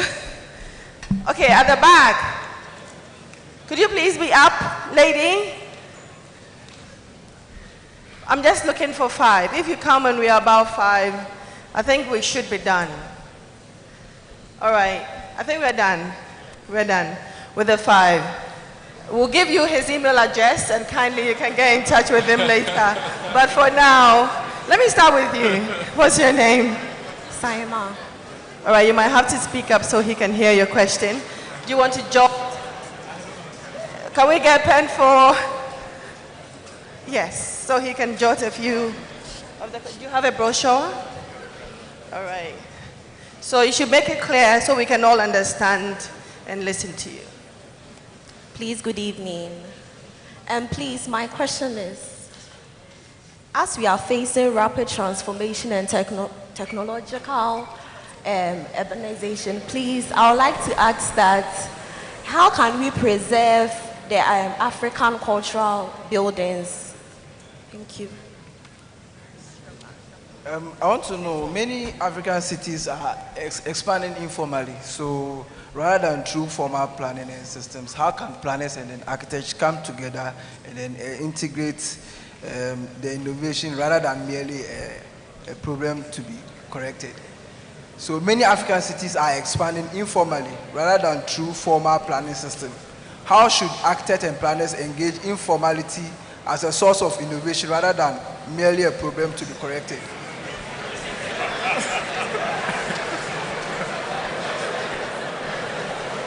Big statements. Shall I answer? Okay. Okay, shall I answer? Right, thank you. 2 and okay. So we can take the first 2. The first so we 2. don't lose track of the questions. Preservation strategies, a person after my own heart. I think that we need preservation courses in institutions like this. We need to understand and teach our communities that preservation is really important. Not just of ancient buildings, but even modernist buildings. There's a sense that we can just demolish things and build new things. So I am, whoever asked that question, I think that this is something that is becoming very prescient. The idea of preservation of our stock, our history, our topologies that matter to us so that we don't lose them. And it's always in the face of, capital projects, things that make people money. And we've got to find a way to negotiate that, where we can do, adaptive reuse rather than destruction. And that's a new fashionable word in the world. But I think we really need to start learning adaptive reuse on the continent. So I would say amen to what you're saying. I'm totally in agreement. Secondly, you talked about how do we adopt informality into our cities. Is that what I think you said? Is that what they said? Yeah. I don't think we need to adopt informality into our cities. I think it happens. But I think what you're trying to say is that, is a city just a grid, or can it be more than that? I hope that that's what maybe you're leading towards. And I think that that's a really beautiful question. And I think that a city is more than a grid. I think that we have to go past what the 20th century made America. America is the city of the grid. And I think that we, after seeing 100 years of that grid, want more. Or I definitely want more. I think we want complexity, we want richness, we want imbrication, we want multipolar. I think the idea of singular dimension cities where zones are just identified are of the past. Smart cities, that buzzword, is all about the complexity you might be talking about. It's about the overlapping and the hybridization of topologies, that we don't zone topologies, but we overlay things together, that we allow people to walk, to be able to move between things. And I think that that's our old cities. Our old cities were like that. And we've got a bit too obsessed with modern cities as though that's the only way to think. Whereas actually the science shows us that actually complex layered cities are the ones that people return to again and again and again. And they're the ones that have the biggest resilience. It's the ones that people want to live in.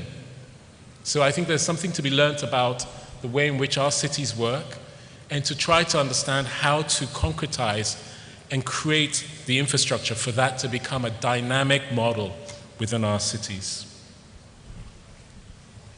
I hope I answered that question. Thank you.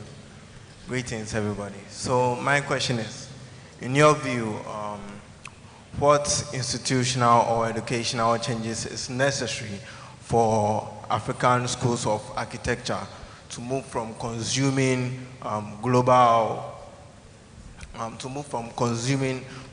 ideas to actually producing globally influential architectural thoughts? Thank you. Great question. Great question. You know, I think, can I just, I think in a world where, you know, everybody has access to the internet, and in case you didn't know it, everybody has access to AI. So being AI'd or internet is not original. So know that when you're looking at stuff, the algorithm is also giving it to everybody else. So there's nothing original about looking at things on the internet or thinking that your AI is going to develop something unique for you. In fact, I would argue it's the opposite. It will make a world of sameness. And I think that because we have so much abundance of information, we live in a time where the specificity of your environment is now more profound than any technology can teach you. And if you haven't understood that, you're missing the radical nature of the moments. It is really, really, really important. The poverty that we have is not a hindrance. It's an opportunity to think differently. The material scarcity is an opportunity to think laterally differently. We can't be architects saying we're waiting for some moment when we are like everybody else. We have to create an architecture out of what we have. Just think about, I always say, think about a community living in the desert. And they build a civilization that lasts for generations. Did they complain about the fact they couldn't get marble from Rome? Come on. We cannot say that scarcity is a problem. It's not an argument. In fact, it's laughable. In fact, scarcity is an opportunity. You see that a lot of the earth architecture I'm doing, I am obsessed with the fact that there's only two or three materials we can use. It's actually a joy. But what can you do with that? What can you create with that is the question. And that's what the world is looking at. The world wants to look at us and say, what can they do with that? And we get acknowledgement when we go beyond their expectations. And in fact, they come to learn from us. The world can't make the kind of low carbon architecture that we can now make, FYI. In case you haven't noticed, we are the most radical environment if we take advantage of it. We can make the future that the rest of the world wants to have. In Africa. So your generation are so lucky. It's revolution. In case you don't know it, we are living in revolutionary times of architecture. If we don't take advantage of this, we will miss an opportunity that's as radical as modernism appearing 100 years ago. This is a window for Africa to become an extraordinary model. We need to seize it.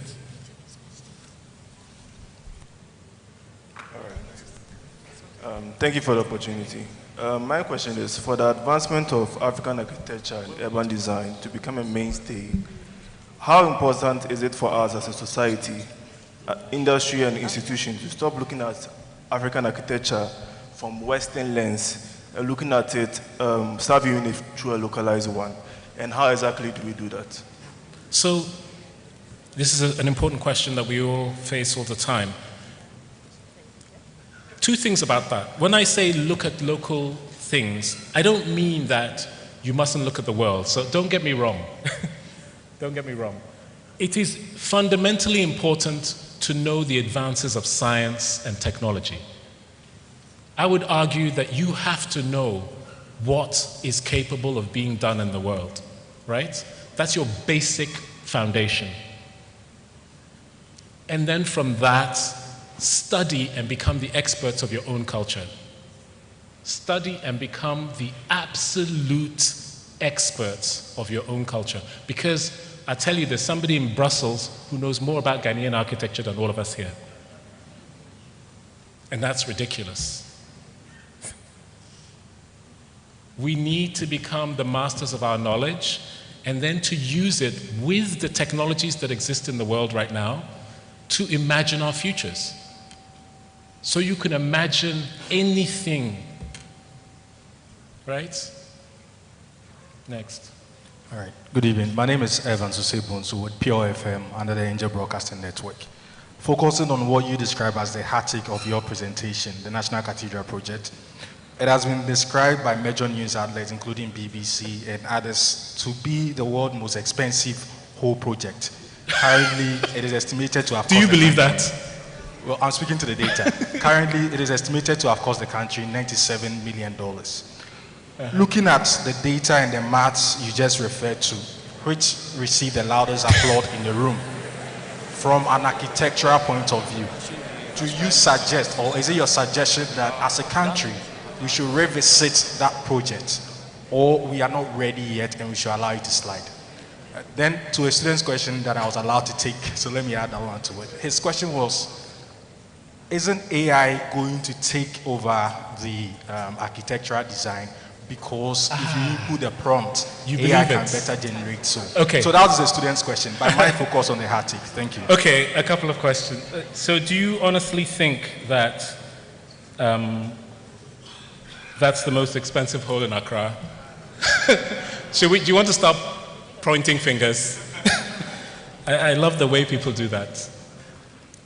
And also, by the way, that building, at the cost that it is, if they were to do it in the West, would cost $1 billion.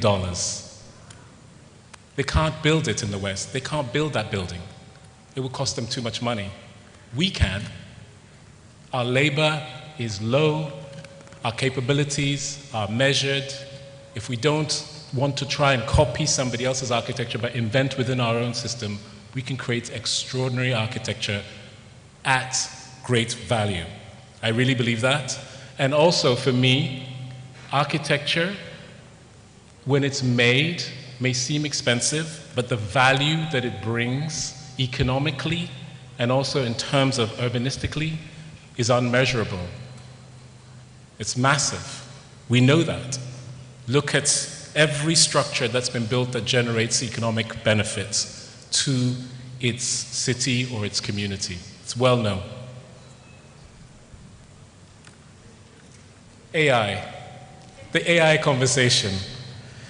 AI is great, but AI is about the past, right? AI, why do I say that? AI is a model that works on what it has been trained to do. AI is not about creativity, it's about variations. AI is like wanting to understand, if I played Bach and I wanted to play it 20 different ways, AI is your best friend. If you want to make a new symphony, good luck with AI doing it for you. It will make you variations upon variations upon variations upon variations. Human creativity is still optimal. And in fact, architecture moves from commercial, industrialized production to artistry in the time of AI.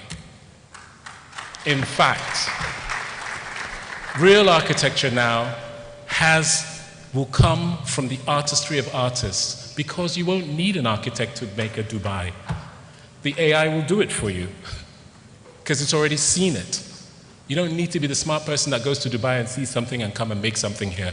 The AI will do it for you. Now you need to think. Otherwise, you're not going to have a job. So for me, AI, you can fear it, but you fear it because you're not capable. It's a tool. It is simply a tool to help us accelerate our creativity. And the best people will use AI to accelerate creativity. There's nothing we can do, it's here. So I didn't create it. But we have to now understand where we are. The old time when you could go and see something and bring it is over. The internet and AI have finished it. Everything is able to be sampled and variations and colors made like this. Your mother will be able to design a Palladian villa. So we don't need you. What are you going to do as an architect? And I think that in the continent right now, the things that we have to deal with makes us more than valuable. AI can't solve the conditions that we have on our continent. It is a fantastic aid, but those of us living in this context are the ones who are going to solve it. We will marshal those tools to make extraordinary architecture if you will use it.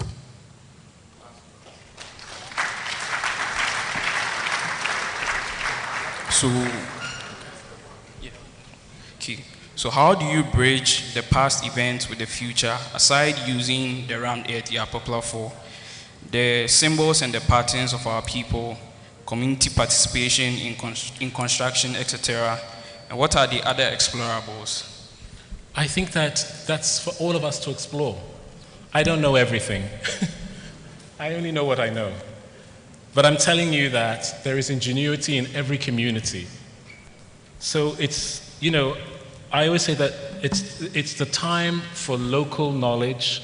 It's the time for knowledge systems that have been overlooked to rise.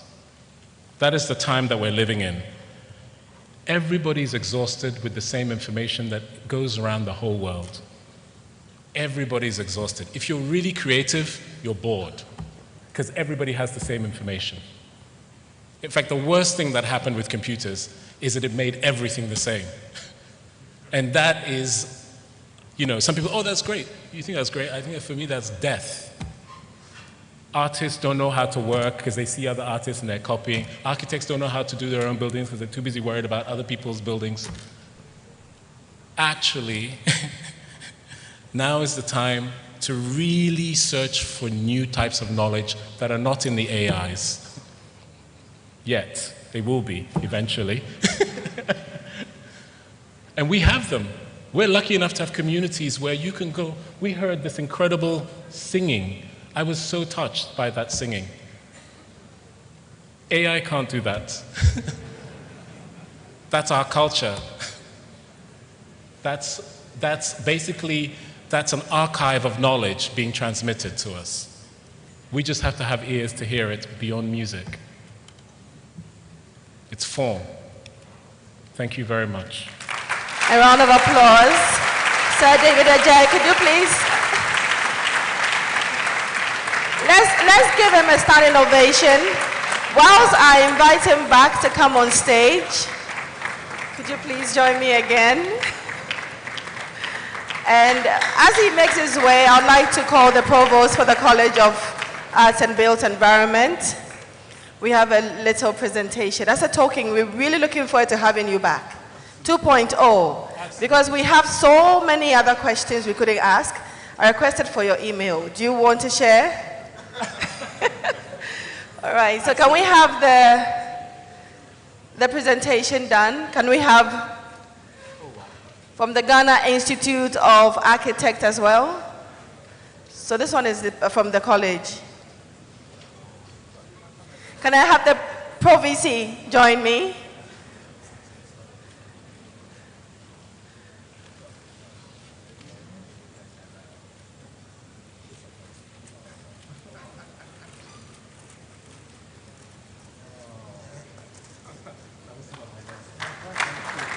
Obviously, do you want to say something about your game? Okay, so definitely you know Kwame Nkrumah. Oh, yes. The school is named after him. And we are in the land of the golden stool. So definitely this represents what KNUST is under. So we are privileged to have you come and share this exquisite knowledge with us. And this is our gift to you. Thank you very much.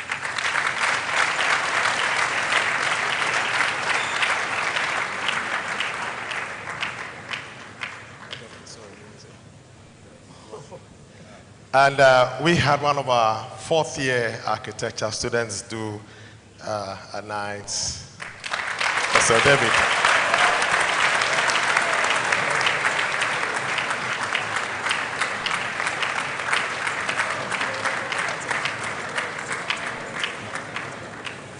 Thank you so much. Another round of applause.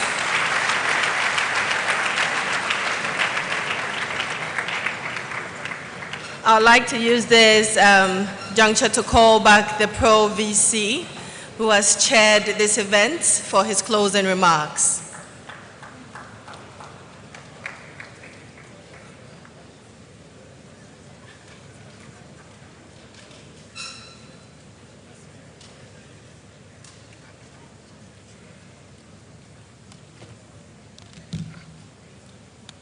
Hello. Okay. So I like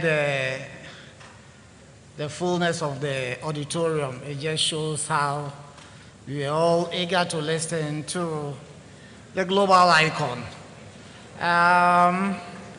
First and foremost, what I picked up from the lecture, and I think he said that 30 years ago, it was difficult to speak about architect of what? Color. And so that tells you that the students over here, you are lucky now to say that I want to become an architect. But then you see, he said, he made mention of the fact that that spurred him on to become who he is now. So I'm just charging you, the students now, that now that you are here, now he's somebody that you can aspire to be like him, a global icon. So let that inspire you to say that all that I need to learn to become and even become better than Sir David Adjaye is my goal. So as student, this is one of the charges that I will urge you to be. So sitting here talking about what I've learned so far, when the lecture was going on, I said, how can I summarize all this good stuff that this great man is talking about? So you know what I did? I went and hired AI to help me. And the quick message was about his philosophy. And number one was architecture as a social act. And over there, it talks about the fact that his designs reflect the identity and the aspirations of the communities they belong to. So that's the number one. Number two, they talked about designs from inside out. And that, he said, he often begins with the interior experience, creating spaces that unfold gradually, almost like a narrative, rather than imposing a rigid exterior form. So that is one of his philosophies. The third one is about material and light as storytellers. So over there, he said his projects experiment with textures, colors, and natural light to evoke atmosphere and meaning, blending traditional references with modern innovation. And for me, you heard what he said over here. You can't use AI to compete with the knowledge as an architect if you want to become an expert, because AI, and if you understand it, AI borrows on past data, what people have done already. But if you want to become a global icon, that means that you have to be thinking. I mean, I can see his veins, the veins over here. And that tells you that if he's collecting $1 million, Master, he deserves it. He thinks. So,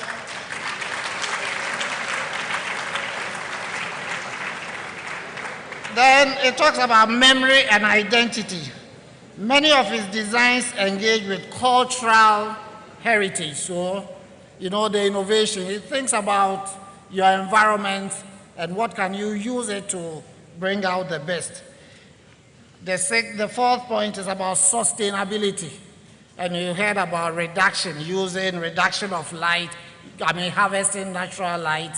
That is what sustainability is all about. Then finally, he talks about cross-disciplinary collaboration. He frequently works with artists and cultural institutions, ensuring his architecture resonates beyond function into act and narrative. Let's give a resounding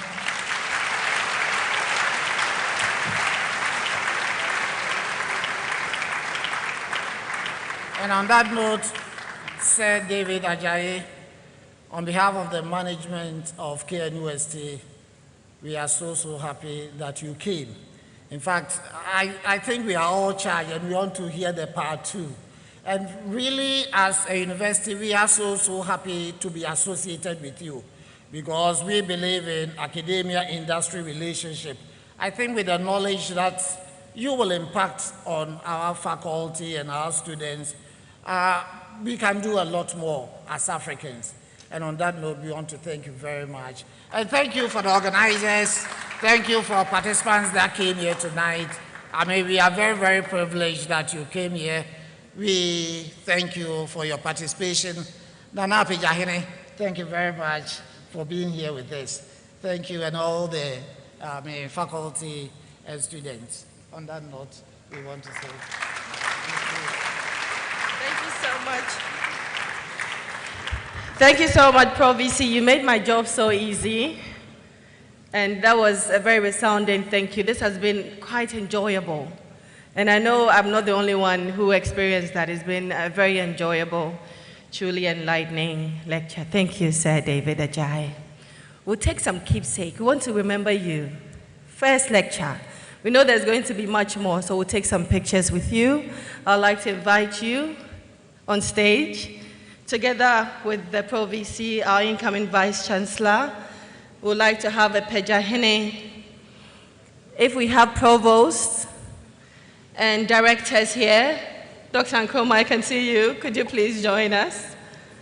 Provosts and directors. Can we have the president for the Ghana Architecture Institute of Architects? All right, so we'll take the first one with management.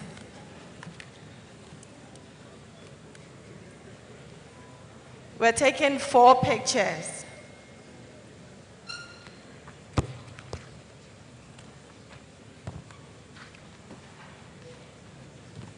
The second one, please don't leave. We're taking the next one with the Public Lecture Committee. Can we have the CABI Public Lecture Committee? If we have the University Public Lecture Committee members here, you can also join. Any members from the University Public Lecture Committee, could you please join quickly?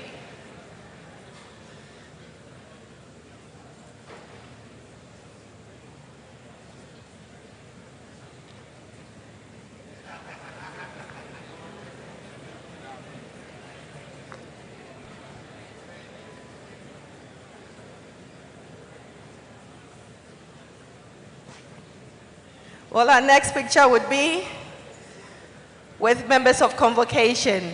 Members of convocation present, can we take this picture, please? Members of convocation. Members of convocation, KNUST. Members of convocation.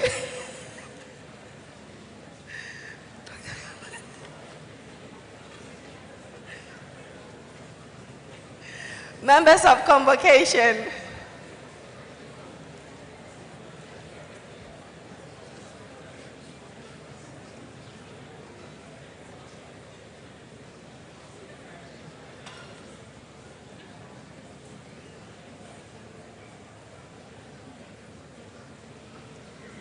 The last one will be with students. We can't carry all of you. So can we have some students? Just some students. The student leadership. Student leadership. The student leadership. Kindly come up, let's take the final picture. The student leadership. The student leadership.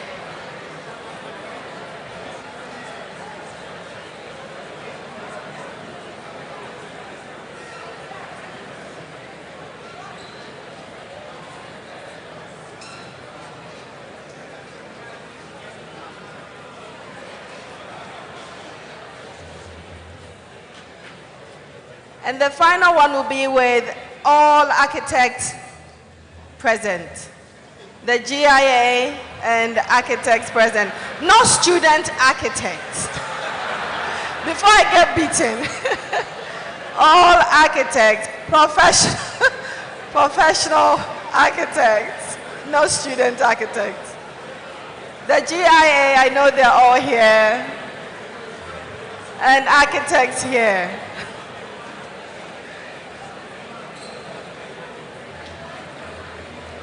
And whilst we are taking the very final picture, I would invite our Catholic chaplain to join me up on stage for the final prayer.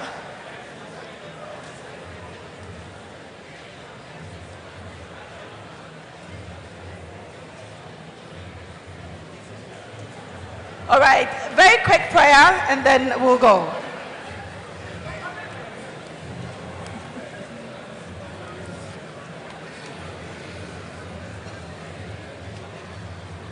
May I please beg your indulgence to please rise for prayers.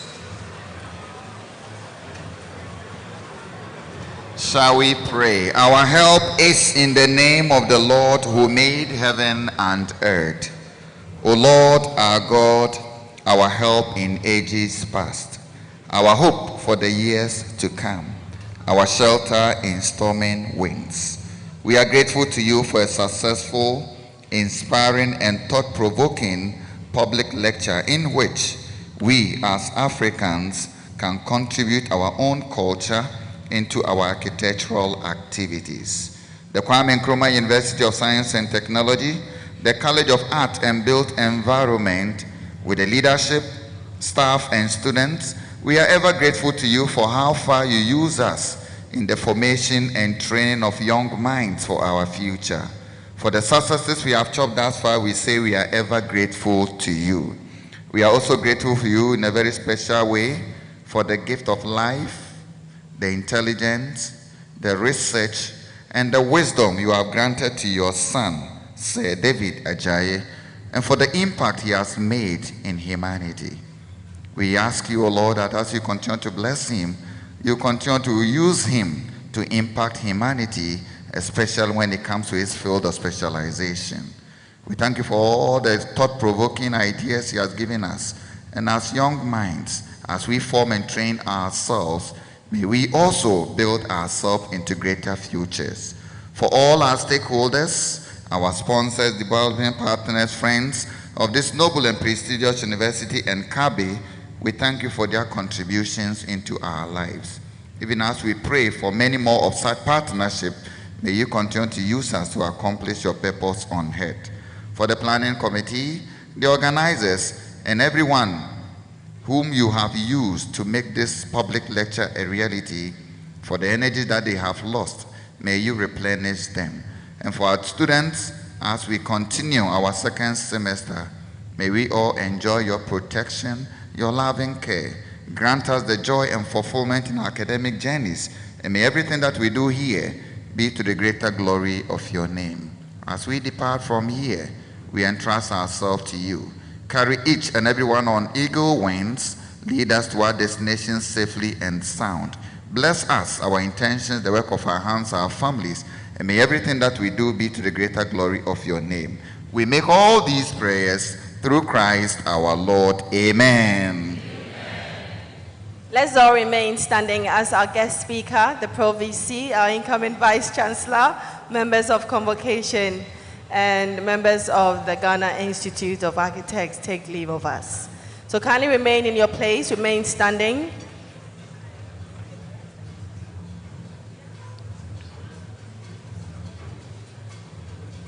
Thank you all for gracing this wonderful public lecture.